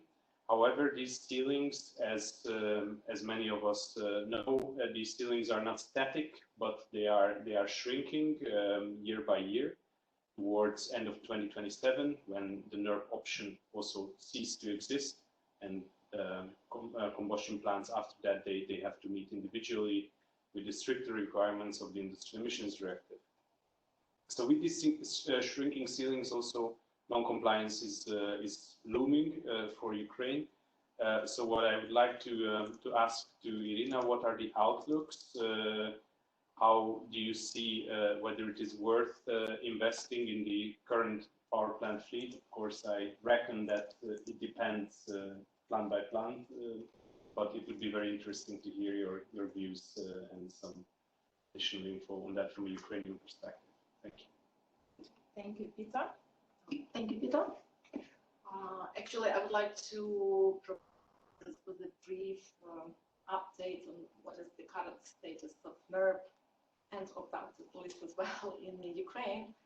So then we come up with the logical answer to the question. The NERP in Ukraine was developed, the development started in 2012. Finally, the NERP was approved in late.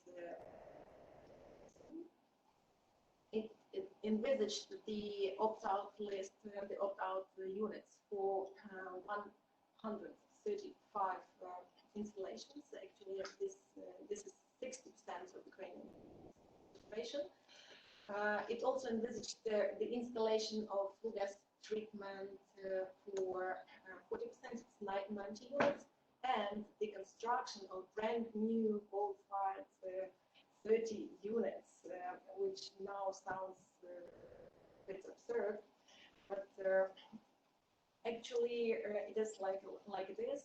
NERP is effective starting from 18. Ukraine somehow managed actually to be in line, and you have mentioned with the commitments for 2018 and 2019, and it happened actually just before the radical decrease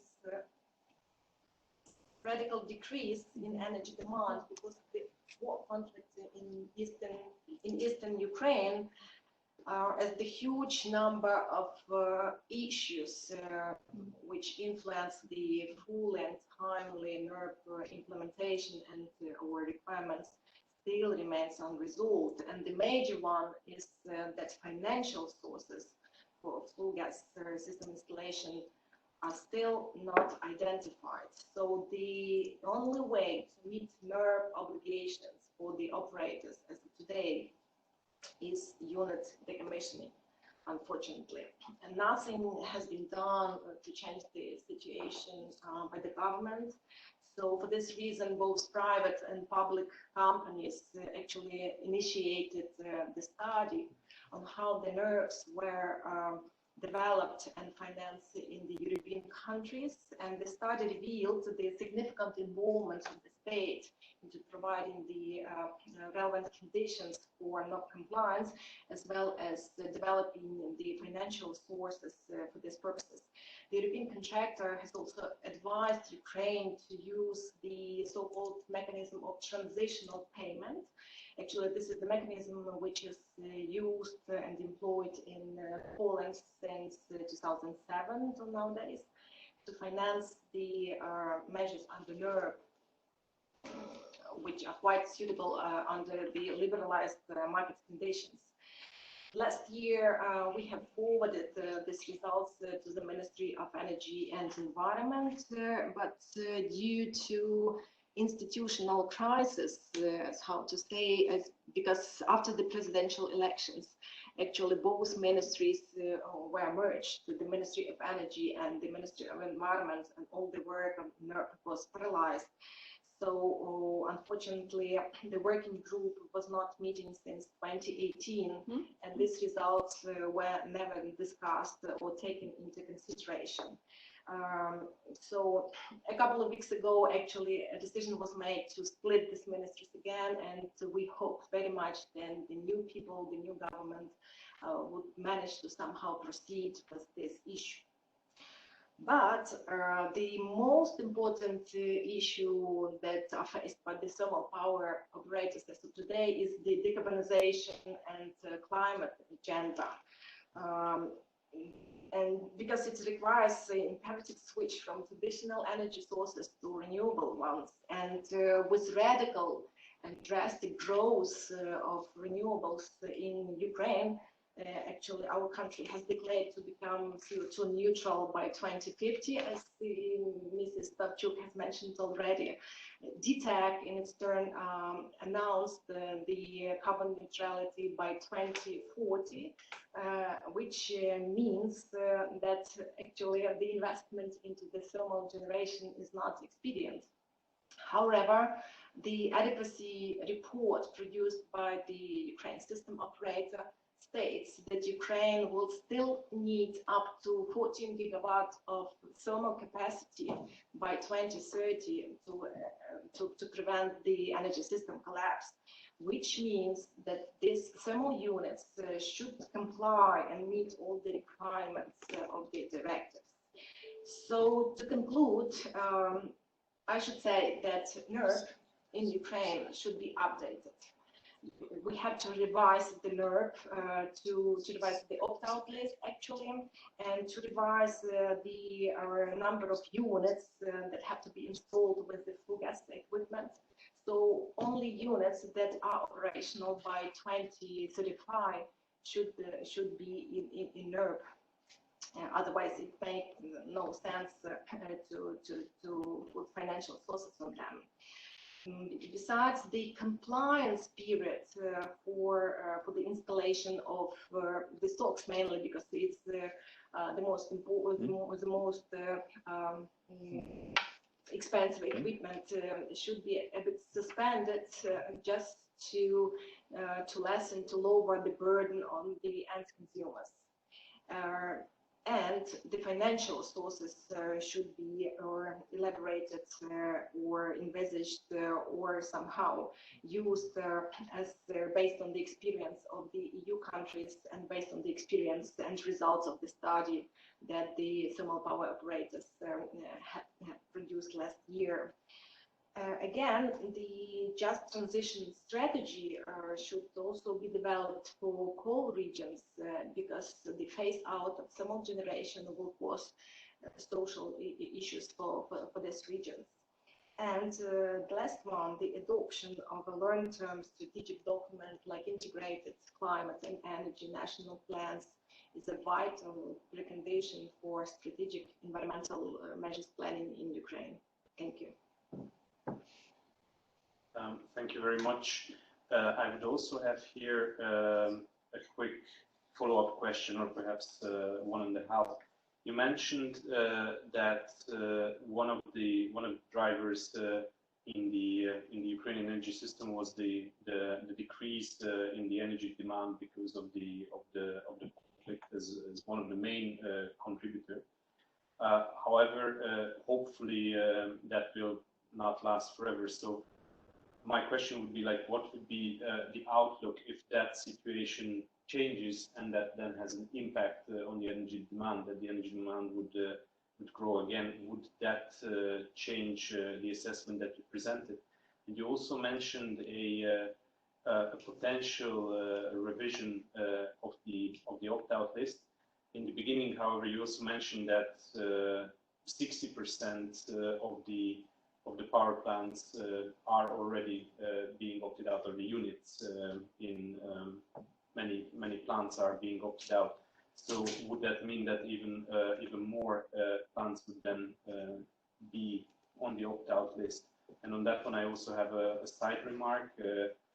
As working at the Energy Community Secretariat, that we have the opt-out list established in the decision of the Ministerial Council, so that would also then require a decision by the Ministerial Council to amend that decision. So that this is just from the legal perspective. So I would pass the ball back to you. Yeah, thank you, Peter.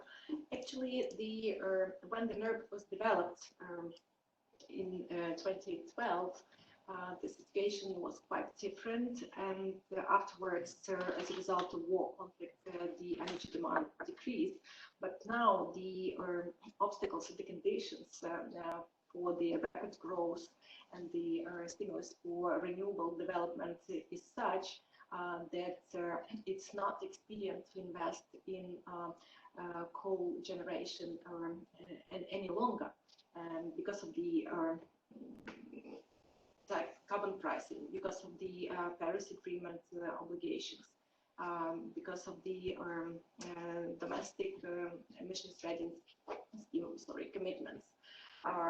All this, because of the global decarbonization climate agenda, all these issues shape the situation in a way that the company has decided to be carbon neutral by 2040, which means that only the limited quantity of units, thermal units, that are required by the TSO will be operational. And again, the situation with Ukraine's declaration of carbon neutrality would benefit for the phase out of thermal generation in Ukraine. As for the second question for opt-out list, unfortunately, the opt-out list has also to be revised and updated, and we do understand all the legal procedures we have to undergo because of this, as it was the separate decision of the Ministerial Council. Thank you. Yeah, Director Kopac, please. Oh, I would thanks, Irina, for this introduction, but I think that I don't see this decision of Ministerial Council as realistic, I have to say, because I remember when we were assisting Ukraine in preparing an exemption in comparison to all other contracting parties, and the justification was war in eastern Ukraine, and everybody understood that this is Bismaya. But after so many years, when not much was done, and it was not done because of internal political reasons inside Ukraine, I don't believe that, because anyhow it has to be European Commission to propose this, not us, Secretariat. I doubt that it is possible to reach a revision of opt-out plan. So I would suggest not to think into that direction. Thank you very much. Yeah, this is indeed the legal situation on the ground. We have limited time left. I'm also observing the chat and the Q&A, and I'm also looking at my colleagues who are doing the same.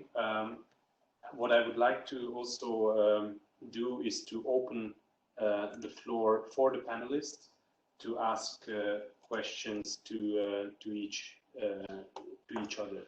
So if any of the panelists would like to come in with a question to one of the other panelists, then I would like to give this opportunity. If I may, I would like to ask Ljubo about the plan for the modernization of Travia. There were some reports, I think, yesterday coming up that for the modernization in Serbia and Bosnia and Herzegovina, a lot of things went wrong, and mainly they did not sort of assist the units to limit the pollution. Was this something that you looked into when you were making the plan for modernization? And also, usually for the return of the investment, in order for the plan to be in line with the LCPD and later on with the IED, it needs to sort of make the return of the investment or to make profit for at least 10 years or more, and it needs for the full load hours to be, let's say, more than 50%. So for the unit to be utilized for more than 50% of its time, if it needs to, if there are investment costs on top of the fixed and variable operating costs. So maybe just a few more details if you can share about whether you took into account these assumptions, and also if, since Montenegro also has some CO2 pricing introduced, was also something that was taken into assumption, as well as the carbon border adjustment mechanism, although I'm not sure that this plant is of course used for exports, but was this something that was, let's say, considered? Thank you. Thank you, Sonia. So, Ljubo, if you could please come in. I'm sorry, I had a small problem, technical issue, so I couldn't hear the complete question. If you could just repeat, I apologize. The internet was very, very bad. There is the issue with webinars, of course. No problem. Yes, basically, whether what assumptions did you take when you were making the plan for the modernization of Travia? Basically, did you take into account the CO2 pricing that Montenegro has, additional upcoming CO2 pricing, whether that's carbon border adjustment mechanism or ETS, especially because concerning that to have the return on the investment and to cover the variable fixed operating costs, the plant would need to be in operation for its load for more than 50% of the time. So basically to use it more and more as a base load. And we know that increasingly in the region and everywhere in Europe, lignite units are sort of more and more used for the flexibility and for peak and less for base load. So basically, yes, what were the assumptions that you used that you will have profit and you will have return of your investment in the next 10 years or so? Yeah. Oh, okay. Thank you. Yes, actually, the first assumption was that the electricity from that plant would be sold on the market prices. So there was an estimation of the prices in the following years, and it's actually a kind of let's say estimation based on the current, or at that time current prices on the Hungarian power exchange. That was, let's say, more or less relevant for the purpose. Another assumption was that there will be a gradual introduction of the CO2 emissions payment. So actually, back at that time, 2025 was envisaged as the year in which the entire CO2 emissions will be paid. The number of operating hours is something that would correspond to the base load operation. So basically, without any I would say intention to have implicit support like the capacity reserve or something like that. So none of those things have been envisaged. I completely do understand that the question about ecological reconstruction may pose a different question, or more may induce the different questions about the feasibility and the profitability of the project. But one should keep in mind that this plant lies on a coal next to the mine, which was for years prepared for the additional unit. So most of those expenses and investments were done long time ago. So basically, the coal coming from that mine for itself is not a very expensive one, which makes it quite different to the most of the other plants in the region. Because if you would decide now to open new coal and to build a new plant, then obviously I would say this would not be a thing. And it's not like we don't have another additional reserves. So in Montenegro, we have, let's say, a lot of coal reserves that are not open, that are not ready for exploitation. And at the moment, we are not thinking about those projects, obviously.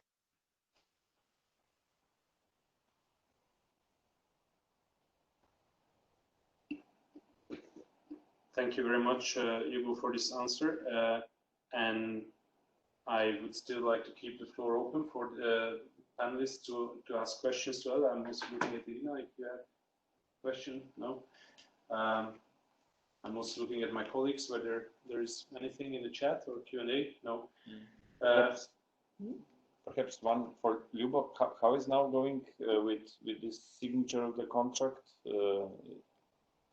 I know it was interrupted because of pandemic. Lyubov. The contract itself was signed, I would say 1 or 2 weeks ago. So the clock is ticking also for the contractor now. It's not only we that are under the pressure. Thanks. Okay. Thank you. Thanks to all panelists for your contributions and questions. I think it's also, well, noon is approaching and our break is approaching. So I think it's time to make a little wrap up and then proceed for that short break. Well, as we have heard from the panelists, and as if we can link this panel with the previous one, I think we can just make the very blunt conclusion that the outlook for thermal power plants with large combustion plants directive, industry emissions directive, and the energy transition imperative is well is an outlook that is more like an outgoing outlook. So these are plans that with or without the significant investments that they need, they will go out, or the majority of them will go out from the energy mix rather sooner than later. So any investments that are foreseen into these assets, they really have to be done on quite meticulous calculations, and operators should rather think twice whether these are indeed investments that make sense. And also maybe just a remark, while the decarbonization agenda is of course driven by the issue of greenhouse gas emissions, the LCP directive is driven by the emissions of sulfur dioxide, nitrogen oxides, and dust. These are all very important pollutants, as unfortunately many people in the Western Balkans do know from first-hand experience. So even curbing the emissions of those pollutants is equally an imperative as the energy transition, and squaring the circle would make actually a double win, not only reducing the greenhouse gas emissions, but also getting rid of those quite harmful and, well, in many cases, life-threatening emissions. Hello, good afternoon, everyone. I hope you did have lunch or coffee or whatever people at their computers, hopefully safely sheltered, or have access to. It's a big honor to be leading this session and moderating. The bottom-up energy transition initiatives are moving forward across the region. This is largely due to the renewable energy directive, the electricity directive, but also the clean energy package, which was wonderfully voted so highly in the poll.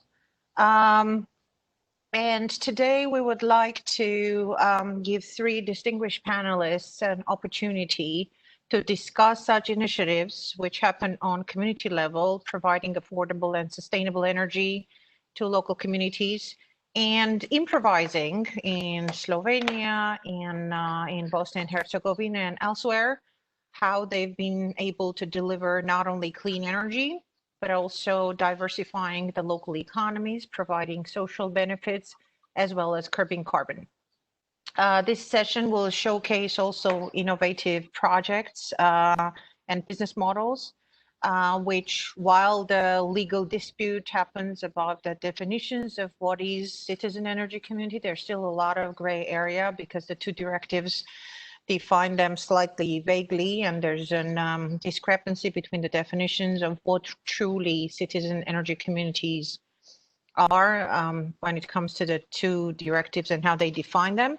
But as usually, we come to a situation where while the legal debate continues, citizens take charge and work proceeds in the meantime, and a lot of wonderful benefits occur already. Especially for the energy community, the West Balkans and energy community contracting parties have very practical challenges as their renewable energy legislation still evolves. And we will also hope that our panelists will address the concerns and bottlenecks they face and how they overcome this in their daily working routines. Our first speaker is Melanie Furlan, an energy expert from Green Energy Cooperative. Melanie is a power systems engineer with focus in renewable energy and distributed generation. And she first started working in development projects, started at UNDP Croatia, and then rural electrification is one of her areas she's been working on. Bringing her renewable, her efforts to help rural households bring renewable energy, especially in remote areas. She's been an active member of the ZEZ cooperative. That's one of the known renewable energy cooperatives of the region in the last 5 years. And she's also been engaged actively with a lot of local and international projects, and does take a lot of interest in community-based sustainable development solutions, especially the renewables. I would like to give the floor now to Melanie. And one of the questions that I think would lay out a good foundation to this session is looking at the citizen energy communities and other citizen initiatives and what role they can play in supporting this transformational change in the energy systems towards a decarbonized and socially sound future. While again, we've discussed the top-down policy, there's bottom-up initiatives, what is their role and how can the citizens and citizen communities enable the transition to decarbonization, and what enables them to build the energy communities and to develop further. Melanie, you have now the floor. Thank you. Hello, everyone. So thanks again, Askin, for the introduction, and also for inviting me to join this discussion on how can we further develop community energy in our countries. So I want to first give you a little bit of background of what the ZEZ is doing. So we've been working on this topic for 6 years now. This means putting efforts to create opportunities for local projects to get implemented, and also to develop replicable business models, which would work equally well in all of our regions, and to develop some kind of tactics and tools for community engagement. And we've been very active in sharing this concept in Croatia, but also in the Balkans. So I think what is important to stress is that in Croatia, and I think this is true for also all or most of our countries, that the legislative framework is not really like set for the community energy to flourish. So it does not fully recognize the legal form of renewable energy cooperatives and renewable energy communities as they are set in RED. So they don't really recognize the value that they bring for energy transition. So, but on the other hand, there is the opportunity for citizens to enter the market as energy prosumers.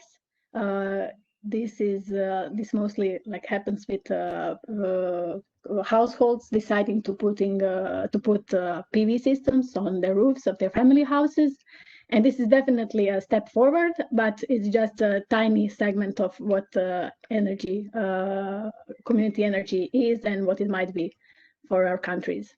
So despite that the framework is not so favorable, so ZES has already implemented and tested some of the solutions, like we developed models to engage citizens in local projects, and we did it in a few cities in Croatia, but also in Bosnia and Herzegovina, and actually we are trying to also the model that we developed for Croatia to transfer and to support this process to this model to get transferred to other countries, and we did it in Bosnia and Herzegovina, and we're doing it now with our colleagues from North Macedonia and also Serbia.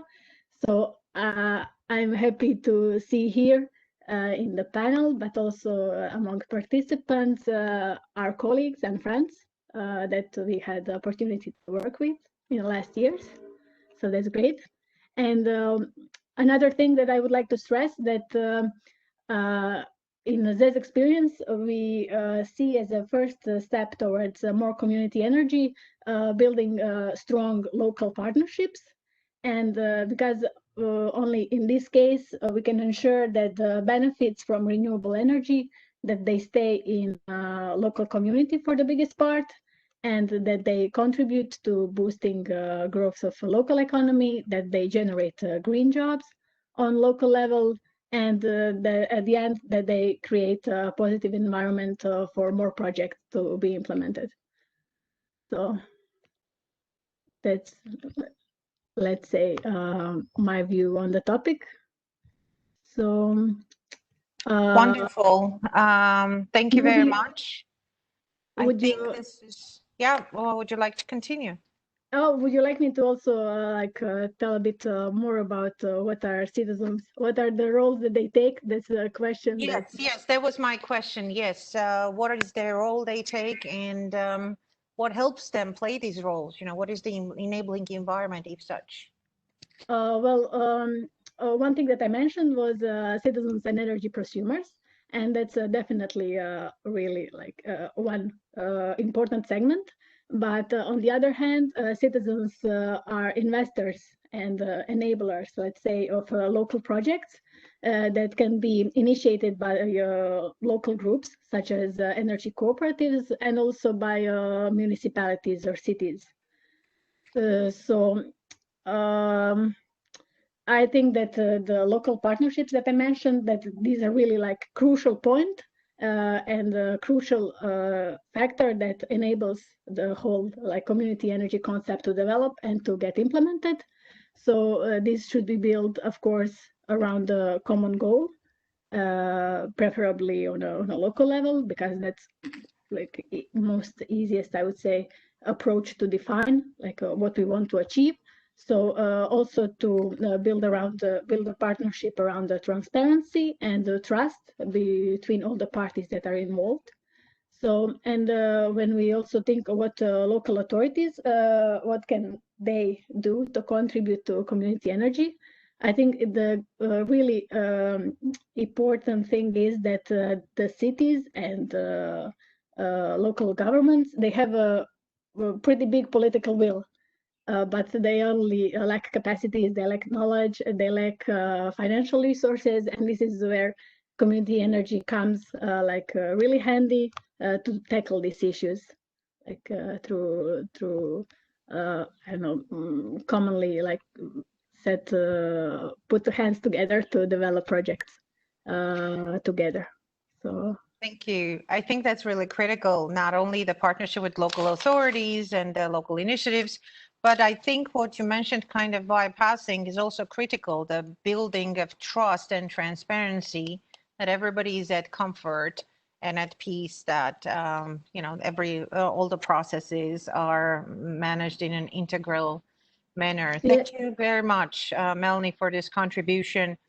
We'll come back to you with more questions and later in the discussion, but I'd also like to ask our next panelist to come up with his, contribute his view to this topic. Our next panelist is Nestor Ruiz, who's a technical engineer and community social worker, and an active environmental campaigner from the Center for Environment, Friends of the Earth in Bosnia and Herzegovina, and Earth and Climate Change Program participant, and works with communities, sovereignty over natural resources, and focuses on citizen and community-driven sustainable energy.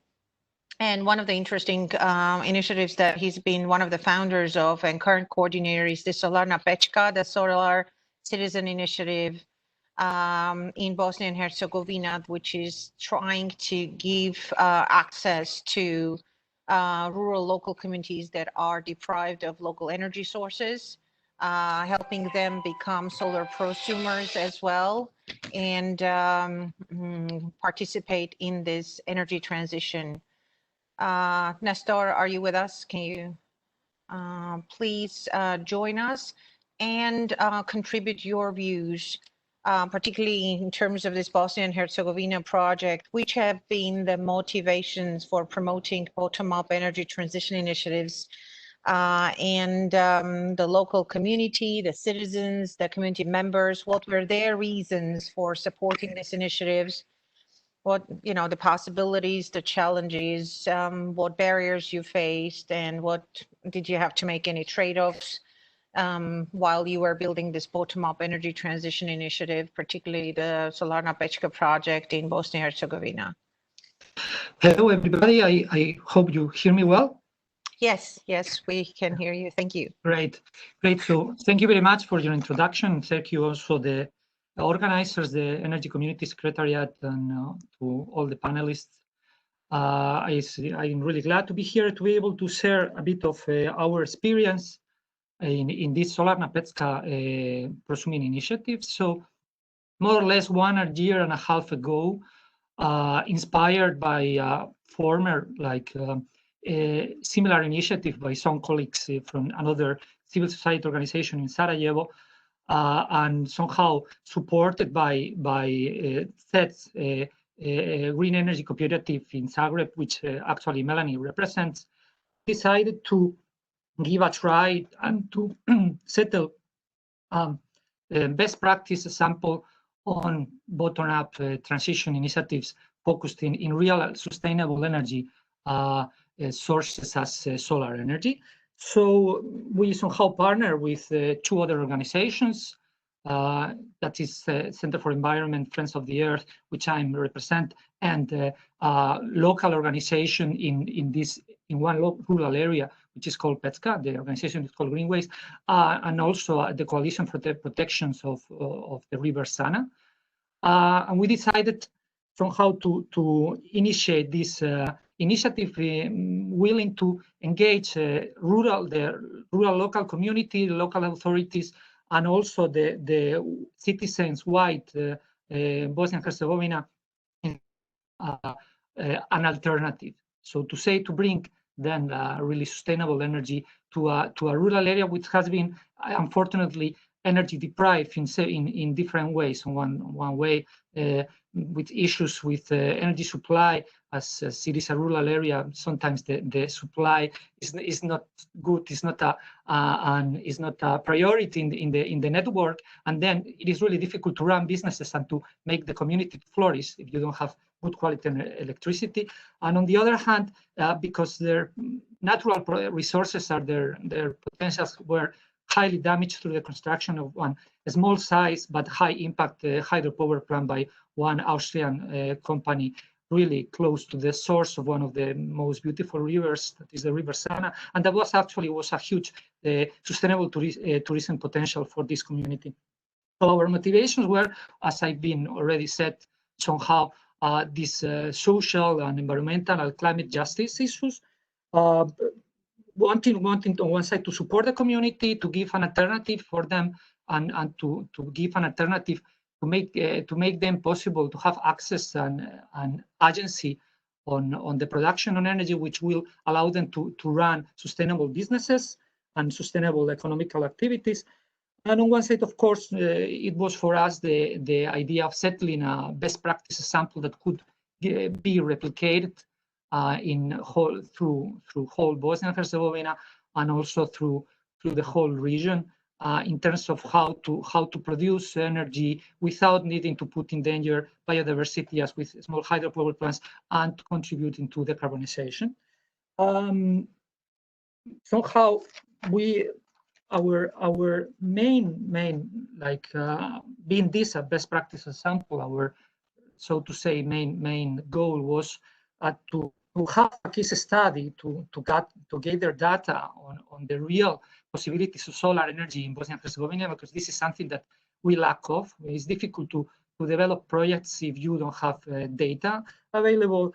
Also to benchmark the legal framework, which is actually quite positive in theoretical terms, but as Melanie said, when you go to practice, it's really difficult to push forward any kind of renewable energy in a project, and especially if there is a citizen initiative, and of course also to test citizens' engagement and citizens' response to such, so to say, bottom-up initiatives, to see how would they engage, how would they relate, and which would be the motivations.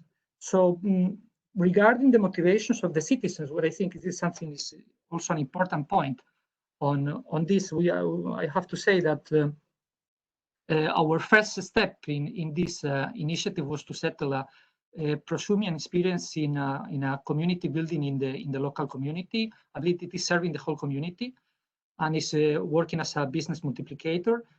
And we plan to do that thanks to the support of the Green Energy Cooperative through a crowdfunding like model. And I have to say that the response of citizens was really great. I mean, despite both crowdfunding or citizens' energy initiatives are really not popular in Bosnia and Herzegovina, this is one of the few and one of the first.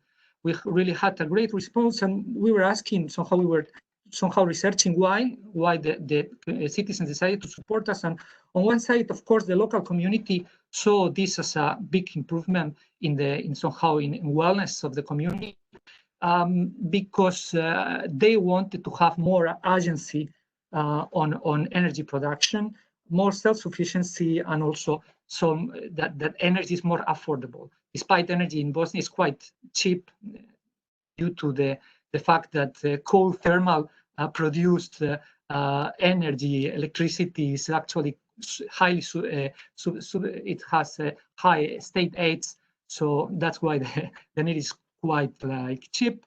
But the local community was seeing that the possibility that gives to produce your own energy can make it more affordable, and this is really important in a community which has limited resources. On the other hand, we have a lot of support from the urban areas in Bosnia and Herzegovina, and this was mainly because people feel this is a great positive step toward development in the country, and despite they were not having to have a direct benefit from it or economical benefit from it, they really decided that Bosnia-Herzegovina needs such projects, and they wanted to engage and to support them with their money. And the third, we have a third group of citizens from outside Bosnia-Herzegovina, most of them related to the local community, which actually are seeing this kind of citizens energy communities and citizen cooperatives as a good way of investing. This is still not a reality in Bosnia and Herzegovina, but of course, people living and working in the European Union have a bigger access to cash, to savings. For them, it would really be a good way of helping the country to develop. So what we call diaspora, see a way of contributing to the development of the country through this kind of initiative. And for the moment, our biggest positive input side, the citizen response is the response of other organizations and non-governmental institutions such as UNDP, which has actively supported the project and given us the possibility to build up more capabilities. What we are really concerned is about how to involve the local authorities, which is not that easy in Bosnia and Herzegovina. Regarding that climate agenda is not the main issue for local authorities, as there is many other daily problems for them to solve. So decarbonization, climate change, or access to energy is not such a big priority. And regarding barriers, we can go deeper later on that. For the moment, for us, we have seen several cultural barriers and technical barriers. Cultural in the sense that, as I said, this is not something common. Solar energy, solar prosuming is something really new in the region, is something really new in Bosnia and Herzegovina. And even for engineers and consultants working in the area, when you present them a project like this and you look for technical support, they do not really understand what are we willing to do with prosuming or even with collective prosuming. So we lack of kind of technical supports. We lack of also capabilities that definitely we have to raise and we needed to raise in our initiative. And also we are finding quite legal barriers in terms of, as I said, like the legally, this is on the paper all possible, but when it reaches to implementation, such projects is really difficult, is really long lasting, and definitely is not at all friendly to citizens' initiatives. Thank you. Thanks much, Nestor. You mentioned when you talked about this Solarna Pečka, is it a shareholdership? I mean, do the participants have shares? Did I miss it? No. I mean, this is like really a step-by-step approach in which right now the people become members of an initiative, putting some money as a donation through a crowdfunding campaign. The goal is to set up a really cooperative. But as I said, the cultural context in Bosnia and Herzegovina is kind of negative toward cooperatives. This is something that we have from the ex-Yugoslavian times, and this is a big burden. So, and on the other hand, energy cooperatives were not possible till 2 days ago in our part of the country. Luckily, a new legislation of electricity market has recognized energy cooperatives, and it seems that it's going to be possible further on. Oh, great. So now they can legally become what a traditional citizen energy cooperative is in the territory of the EU. Okay, do you think the new law also covers the rest of the elements of the clean energy package? Are you familiar with the new law? I mean, this law is not focused on covering the clean energy package because it is not an obligation still for energy community countries. But we have been managed, and this has been really our effort from Friends of the Earth Bosnia and Herzegovina to include some of the parts, mainly regarding to prosuming and energy cooperatives. And we have managed. We have a big success, and I see there has been the political will to make some steps further in the implementation of the clean energy package. Definitely, what governance refers. I mean, we really need to see how is this going to be implemented. As I said, we can be prosumers. We could be prosumers already for 10 years ago, but no one has done it. It's been really, really difficult to do it. So we will see. Yeah. Well, I can imagine in many countries we're struggling with the legislation because the legislators don't even understand what this community and what energy cooperative is going to look like. And there's a lot of electricity market barriers to setting them up. I'm glad, at least from the tariffs perspective, in your case, it has been possible to provide them with more affordable energy, which basically economic incentives were the main driving force, which is certainly the main powering energy of the bottom-up initiatives. Thank you very much for sharing this experience. We'll come back to you in the discussion. We would like to hear the experience of other countries. We have a distinguished speaker from that can share his experience on Croatia and Slovenia. Dr. Andrej Gubina is a professor, associate professor at the Electrical Engineering Department of University of Ljubljana, which he also graduated from a while back.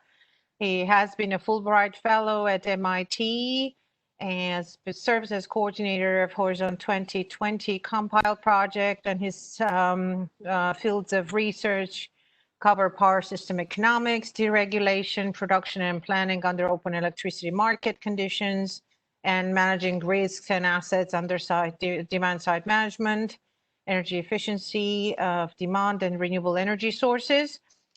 So today we would like to tap into your brain, Mr. Gubina, from your experience from Croatia and Slovenia, when they've been establishing what were the projects and initiatives they were implementing in those two countries, any innovative ideas or business models that could have created models of cooperation between actors of the energy system, state or private sector or civil society, that have created similar citizen energy communities. Yeah, thank you very much.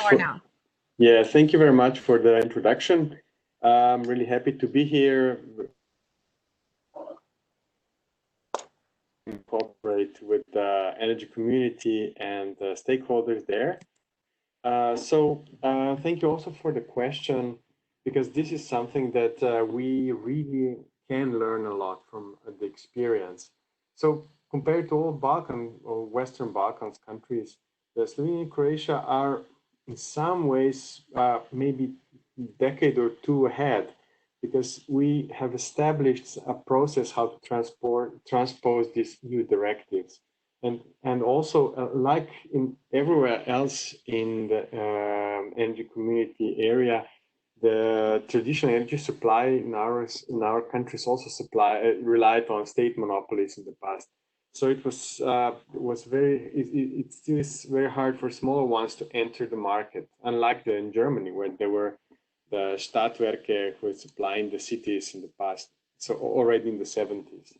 So the clean energy package indeed is really changing the playing field. It's allowing us to enter with the new business models, and allows this playing field is somehow pulling the rug from under the incumbents' feet. So they shouldn't wait. They need to innovate. And so the energy systems are fundamentally changing, and the cooperation here is the key. So the companies cannot simply sit on large power production units, because these units are, because of the renewables reduction in cost and of all the changes in the market, they are losing the dominant position they had, let's say 20 years ago. So for example, in Slovenia, we had a large power plant, which 10 years ago was deemed a national project, a national priority. And now the plant, but also the coal mine that is supplying it, the plant was the reason for the coal mine to be able to work for the next 40 years. Now we're discussing the law to close down the coal mine. So really fundamental shifts have occurred here. And also, for example, in Croatia, there's the large incumbent utility is the energy supply follows this top-down logic, where the market entry for small players is difficult. So again, except for green energy cooperative, ZES, there are no large or very few cooperatives. So how do energy communities come into play here? This democratization of energy supply is now really accelerated, and technology is ripe. So the costs of the smart grid technologies and distributed renewables, for example, small-scale PV, are going down. They're rapidly falling, and the distribution assets, distribution grid, are gaining on importance because of the flexibility. And we are opposed at the way that's going to really make a distinction here, especially because we're involving consumers who are going to start investing through crowdfunding, through these activities that we have heard initially from Melanie and from Manuel. And here we have the, sorry, Nestor. And here now we have the thing is that this shift still depends on a few frontrunners, our local champions, so Spiriti Agans. For example, in Luce, in our demonstration location, there is one person who runs a small company that was able to motivate everybody else in the village. And for example, also in ZES, there is a team more centered around Dr. Pasichko, who is really this local champion pushing things forward. And another thing is, where do the projects, the demonstration projects, co-financed by European Commission, for example, Horizon 2020, research and demonstration project, where they can make their mark, is where the regulatory sandboxes come into play.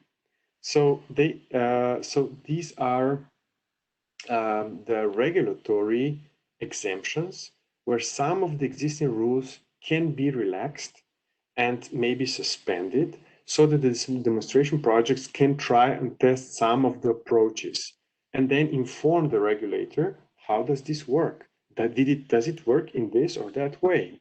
And this informs then the legislation and also policy making, but also regulation making here. So such demonstration projects in such regulatory sandboxes then support the transition of clean energy package and also strengthen this motivation for consumers to become active. Because what we have seen, for example, examples in partner countries like in Austria and others, where in our Horizon projects, that the consumers no longer want to invest only to save on costs, but also to improve the quality of life within the community. And this cooperation with neighbors is the key. Now, in our Compile project, what we have seen is, for example, we are looking at energy communities in energy islands, so locations where there are problems with supply, but locations on the mainland, not on physical geographical islands. And we look at different sizes and different maturity of the communities, but more importantly, we're looking from 3 different governance perspectives. So some of them are DSO driven. So distribution system operator wants to learn, wants to make the tool how to build communities where it's sensible for them. We have another one which is supplier driven. So we have a commercial actor, a company who wants to learn how to build the energy communities and help them with the services, provide them the tools for the services to provide them to the grid, but also to the market. And ultimately, some of them, or most of them, are cooperative driven. So again, we're bringing in individual consumers as investors who are then doing their work here. So the thing is that it's really important that we identify which services energy communities can provide. And this is what we're doing in projects like Compile, XFlex, and so on. And we want to provide the inspiring examples so that the services like production of energy, the supply of energy, grid management, energy efficiency, so improvement, flexibility and storage improvement or management, but also other services can be provided and can be well tailored for the communities. I could go on a lot on this. I'd be happy to answer any questions, especially regarding, for example, maturity framework that we are setting up here, because we want to, if we want to support growth of something, we need to learn how to measure it. And in order to measure it, then we need to know what could be the development cycle and how to measure this and what steps there are involved here. So I'd be happy to answer any questions regarding this. Thank you. Thank you very much. That was extremely interesting, especially, I mean, what you said regarding the couple of decades ahead in terms of setting up the legislation and making this feasible. I think one of the legislation is one of the background topics that was also kind of I could sense it in the first two reactions by our speakers, because with the cleaner energy package not being transposed in those countries, basically a lot of these legal barriers have to limit them to a lot of grassroots solutions instead of going by standard models like suppliers, consumers and cooperatives that would simplify things a lot. And also relating back, I mean, having that legislation allows to have the political partners, local authorities, utilities understand what you want from them, because legislation defines the terms, gives you the legal solutions, agreements, etc. That's extremely important, which is why the success stories from those two countries in documented also demonstration experiences are, I think, very useful for the West Balkans and energy community members. What you mentioned about measurement of current status and potential for growth, are you talking about, internal measurement, or for the country to kind of look at this sector and understand its potential, to understand how much it can grow and promote that sector for, national energy security or local supply dependence? Actually, it's a very good question. So I never really thought about that, but I think it can be both, because as soon as you set up a maturity framework, then you can say your energy community is right now at the start, so it's on level 1, or is it maybe advanced and it goes further up on this framework? So, for example, so let's say number 1 is active, meaning it has somewhat unclear role in the energy system, and we know that we need to provide information to the members.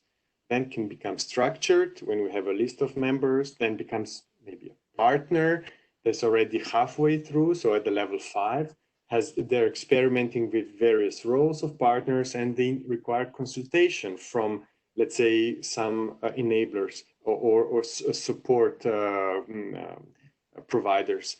Then the next are the leaders. So they're in between partner and leader would be the first paid employee, okay, like an indicator.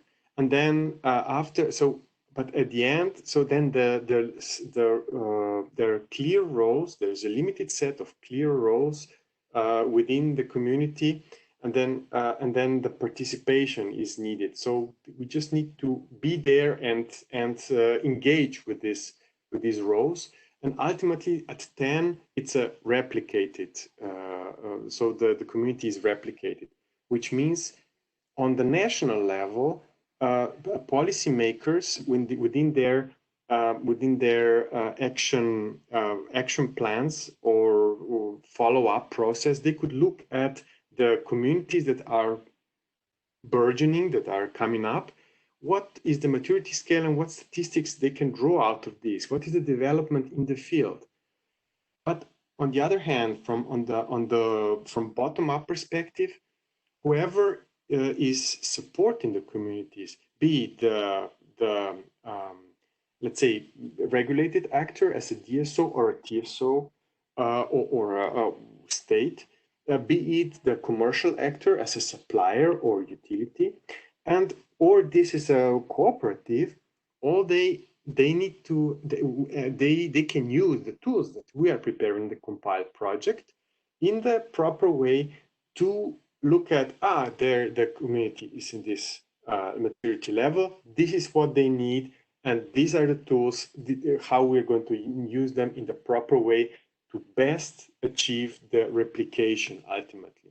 Because our goal is to learn, the communities learn from each other and prosper and support the governmental initiatives, thus reducing the pressure on the state budget. You know, we're not asking for handouts. We're looking for the way to get people involved and to think about this and being active in this. Hope I answered your question. Oh, yes, wonderful. Actually, sometimes I ask my students to play these online games where they build their own renewable energy community. And the way you describe this measurement and maturity framework is this kind of these levels where you accomplish something and go to the next level. And at the end of the game, you get a prize that, you know, you build your own energy community. So yes, this is very interesting. And I can imagine how Nestor is thinking, you know, we really need that, right? But that's a long time down the road. Thanks, everyone, for your notes and comments. I would like to open the floor for questions in the audience. I know we're a little restricted because we don't see you all, so you can either type them in the chat window or if you're connected, you know, use your microphone. We still have some time for direct questions, please. Got a bunch of my own questions, but I've already monopolized so much of your time. Hi, Eskine. Maybe while participants are thinking of questions, just a short announcement that a few days ago, the Energy Community Secretariat launched a public consultation on its policy guidelines aimed at improving the regulatory and legal framework for prosumers, for citizens to be active in the energy transition. And we would like to encourage all participants to take part in this consultation, and the deadline is 17th of July. That's all for me. Thank you. Thanks so much. Actually, that was going to be one of my questions to the energy community, if there's a timeline for, you know, setting up a work program for energy community members to start transposing the clean energy package and also building the legal framework for prosumers, but you just answered that.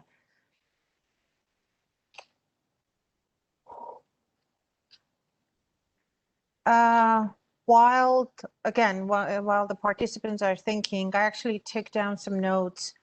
I wanted to ask, there was a brief mention of support different energy communities, citizen energy communities have been receiving. I mean, there have been favorable tariffs, there have been economic support, there have been some affordability issues, but have there been direct subsidies for the energy, either through attractive tariffs, just for citizen energy communities / cooperatives?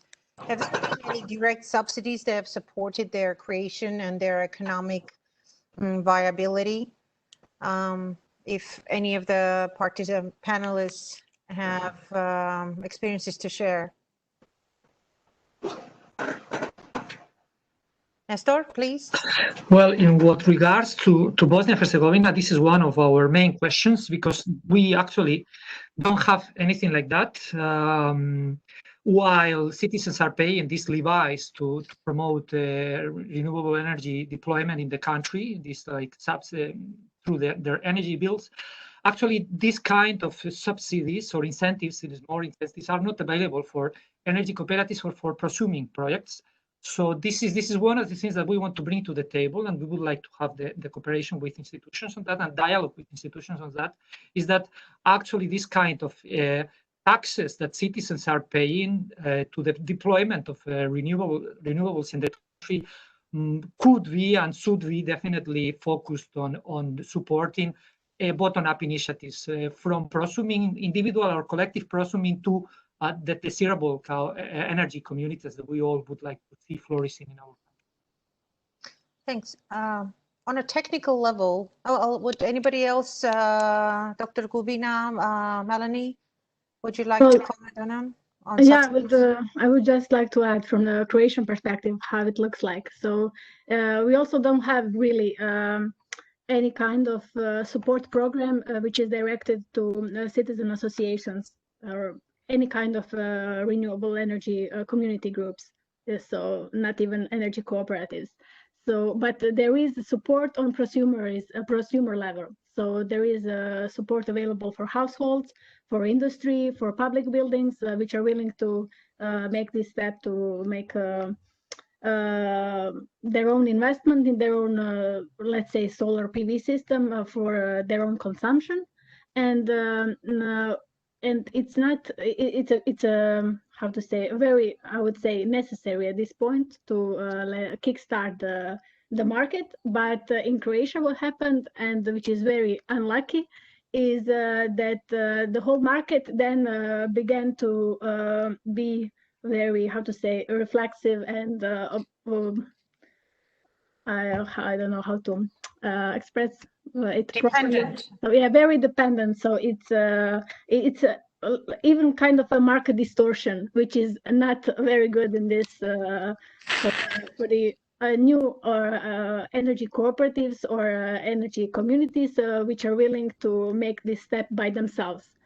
So I think all the programs should be very consistent and not very ad hoc as they are now in Croatia, and they only create a market distortion, which is like terrible for solar development. This was the exact answer I was looking for, because you know, when those subsidies become predictable and then they stop at once, the market goes to sleep, and the distortionary effect of that in the long run is very bad, which is why I like the way, you know, Dr. Gubina addressed the need to not handouts, but support to mobilize people, you know, build the communities rather than direct financial handouts to subsidize the creation of these energy communities. Thank you very much. Would you like to add anything, Dr. Gubina?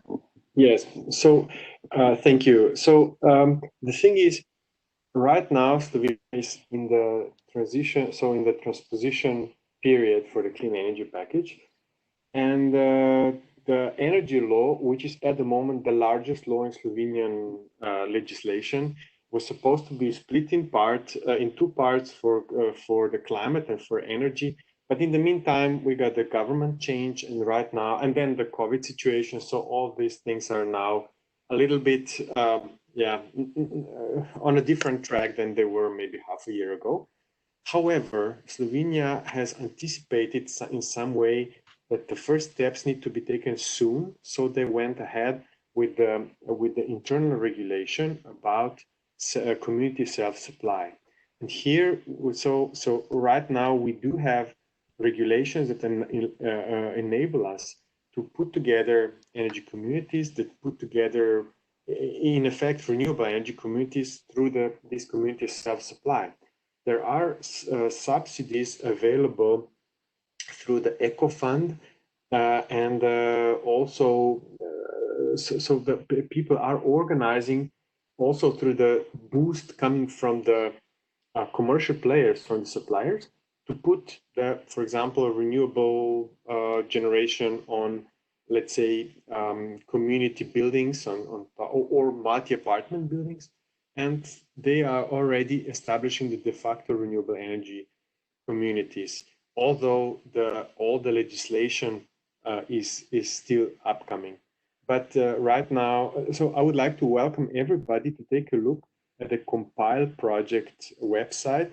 We have a paper there that outlines the international experience with the community self-supply, which is a precursor for full-blown energy communities there. And it's available for you to download and take a look. Thank you. Wonderful. I know there will be a lot of these materials on the Energy Community Secretariat's website, but you could also type up the website, the web link in the chat window, then people could just check it out right away after this meeting. Thank you so very much. Any questions from the audience?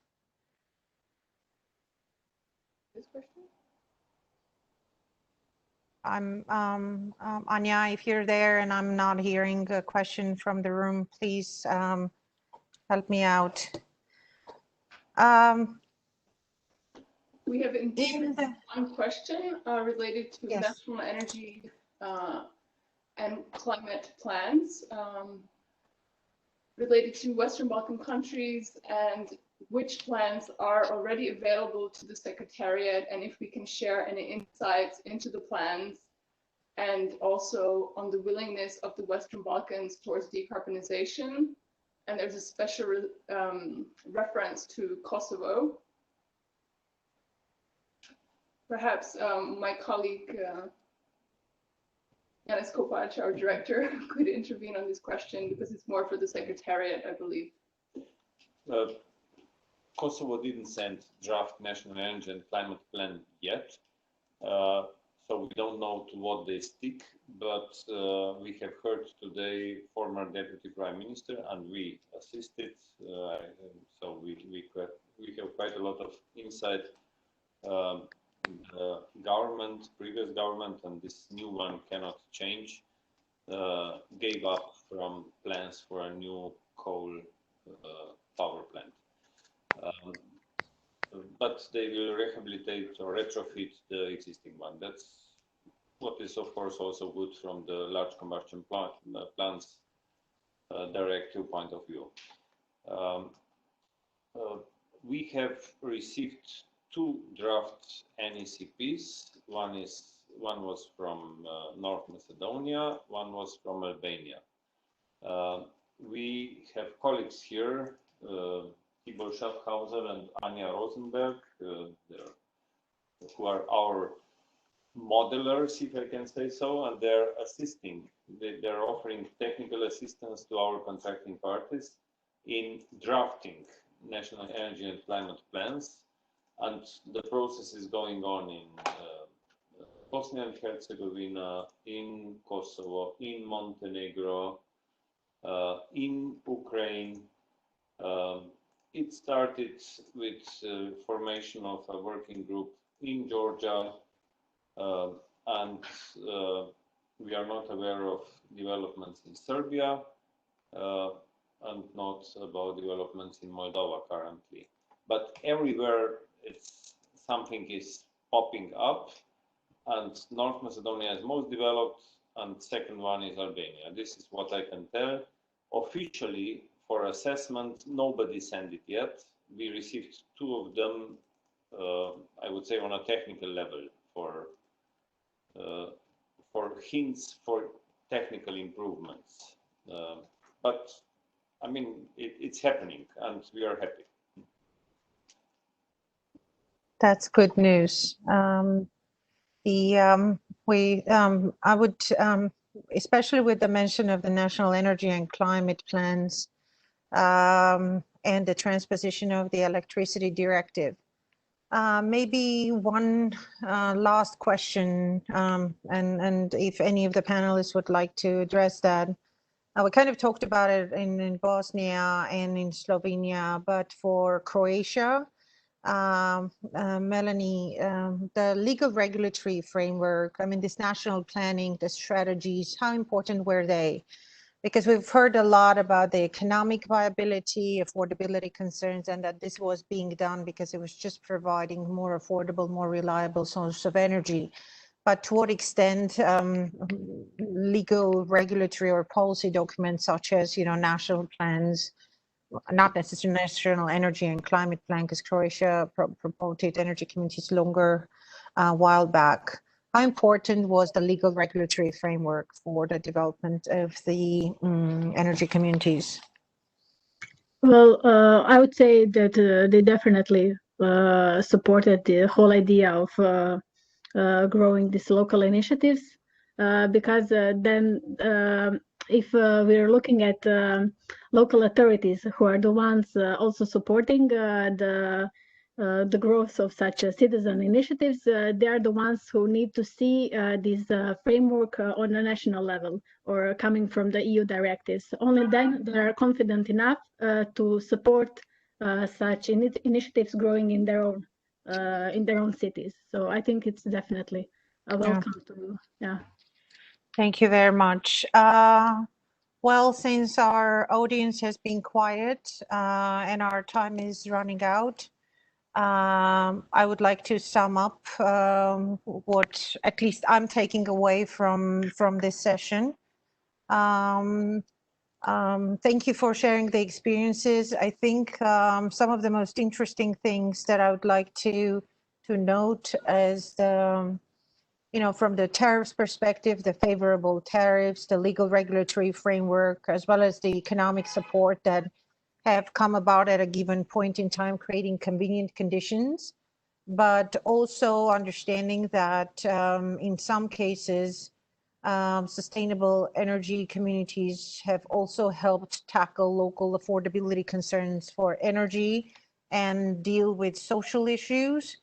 There are still a lot of concerns in terms of how the national legislation, at least in many energy community countries, this is an issue, to what extent the transposition of electricity directive, renewable energy directive, and in the future, hopefully, the clean energy package would allow the to institutionalize these citizen energy communities so they can be integrated into the grids and work favorably and flawlessly with the existing utilities, especially based on Boston experience.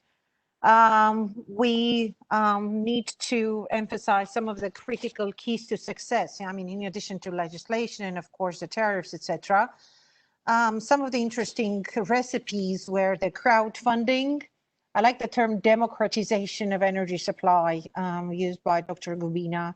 Local champions, very important. And this comes about in every phase of our reform. I mean, we have local champions for energy efficiency reform, we have local champions for renewables reform, and our local champions that become the seeds of transformational change in smaller communities, especially those remote ones that have that one wise and energetic person driving the horse and leading the community with him or her. But also no less important to understand the data and have enough measurable data so that you can understand the performance indicators, measure the success, and also have a clear maturity framework so you can benchmark yourself and you can track your progress, as well as the value of demonstration projects, which can allow to test, pilot, and document performance of such citizen energy communities, and thereafter inform the policymakers in their policy decisions, even prior to having the adequate legal regulatory arrangements. So you really need these test benches, which can provide you important indicators for later legal regulatory solutions. And these all leads to one major recommendation, which I'm probably not entitled to make, but since energy community contracting parties really need this on a legal regulatory basis on a policy level, I think it's incredibly important what the Energy Community Secretariat is doing, this consultation that Ms. Rosenberg mentioned with regards to prosumers and the necessary policy framework. So I encourage the members of the audience who can contribute to this consultation, because we really need this in energy community countries, and taking the experience from Croatia, Slovenia, and also getting to a point where we can fully transpose the clean energy package. With this, if any of the panelists would like to add anything I forgot, anything you'd like to add as a wrap up, anything I missed? I think that everything was really great. You make a really great wrap up. Thank you very much. I only would like to say that fortunately, luckily, this is already running. It's already rolling. Sorry. So in the last weeks, we have seen that similar experience about collective prosumming is flourishing in Albania, also around the Cute River. So I think this is also really good. Like we actually have this really great example from the Green Energy Cooperative from CES, as it was said, and this was this demonstrative example which inspired us, and we have inspired someone else And I hope that if we are giving space to this our best practice samples, we are going to make it go like faster and better, I guess. And good luck on that. On this positive note, I would like to close the session, thanking the panelists. Thank you so much for your contributions, and hand the floor over back to Vienna. Thank you very much.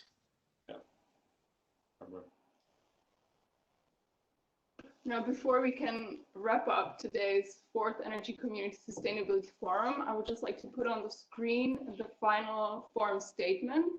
We did receive 2 comments from participants, which we have integrated into the text.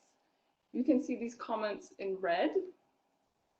The first one is regarding the funds that are being channeled to the energy community contracting parties in response to the COVID-19 pandemic, and that these funds should be used to support the energy transition.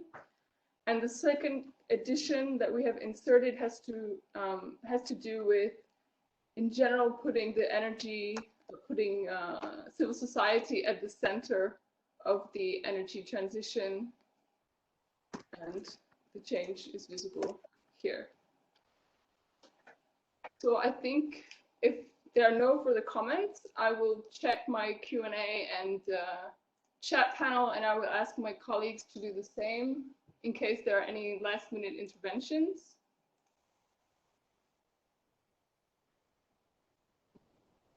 So I think we can consider the forum statement adopted.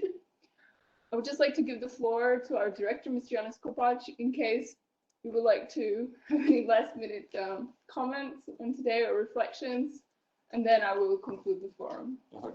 Thanks, Barbara. Nothing extraordinary. It was lively, it was useful, it was right into the center of the problems, and I think the messages which are concluded are appropriate, and I only deplore we couldn't meet each other. You audience, still 69 with us, but this will happen as well. So I think we are on a very good way. When we started with the first sustainability forum, this was really like somebody shouting in a desert, but now I think we are in mainstream. Thanks for your participation. So, ladies and gentlemen, this truly brings us to the close of the 4th Energy Community Sustainability Forum. Thank you very much for sharing with us your expertise and your experience. A big thanks goes out to all our moderators and panelists, which have worked very hard for us in the course of today's event.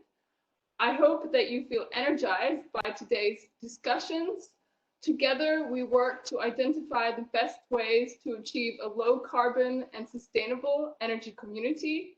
We assess the barriers to the energy transition, and most importantly, we looked at how these barriers can be overcome. I think our common goal, rendering the energy sector sustainable, is in sight. We know that reaching this objective will not be easy, it will be challenging, but I think we agree that it is achievable. As the Energy Community Secretariat, we look forward to working together with you to reaching this objective. Now, before truly saying the last words, I would like to take the opportunity to thank my colleagues, which have worked behind the scenes to make today's forum a success.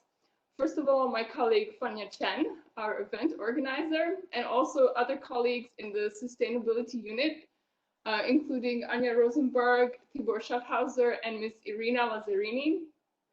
So, ladies and gentlemen, thank you very much for being with us today. Let's keep working together. Let's keep exchanging views and ideas.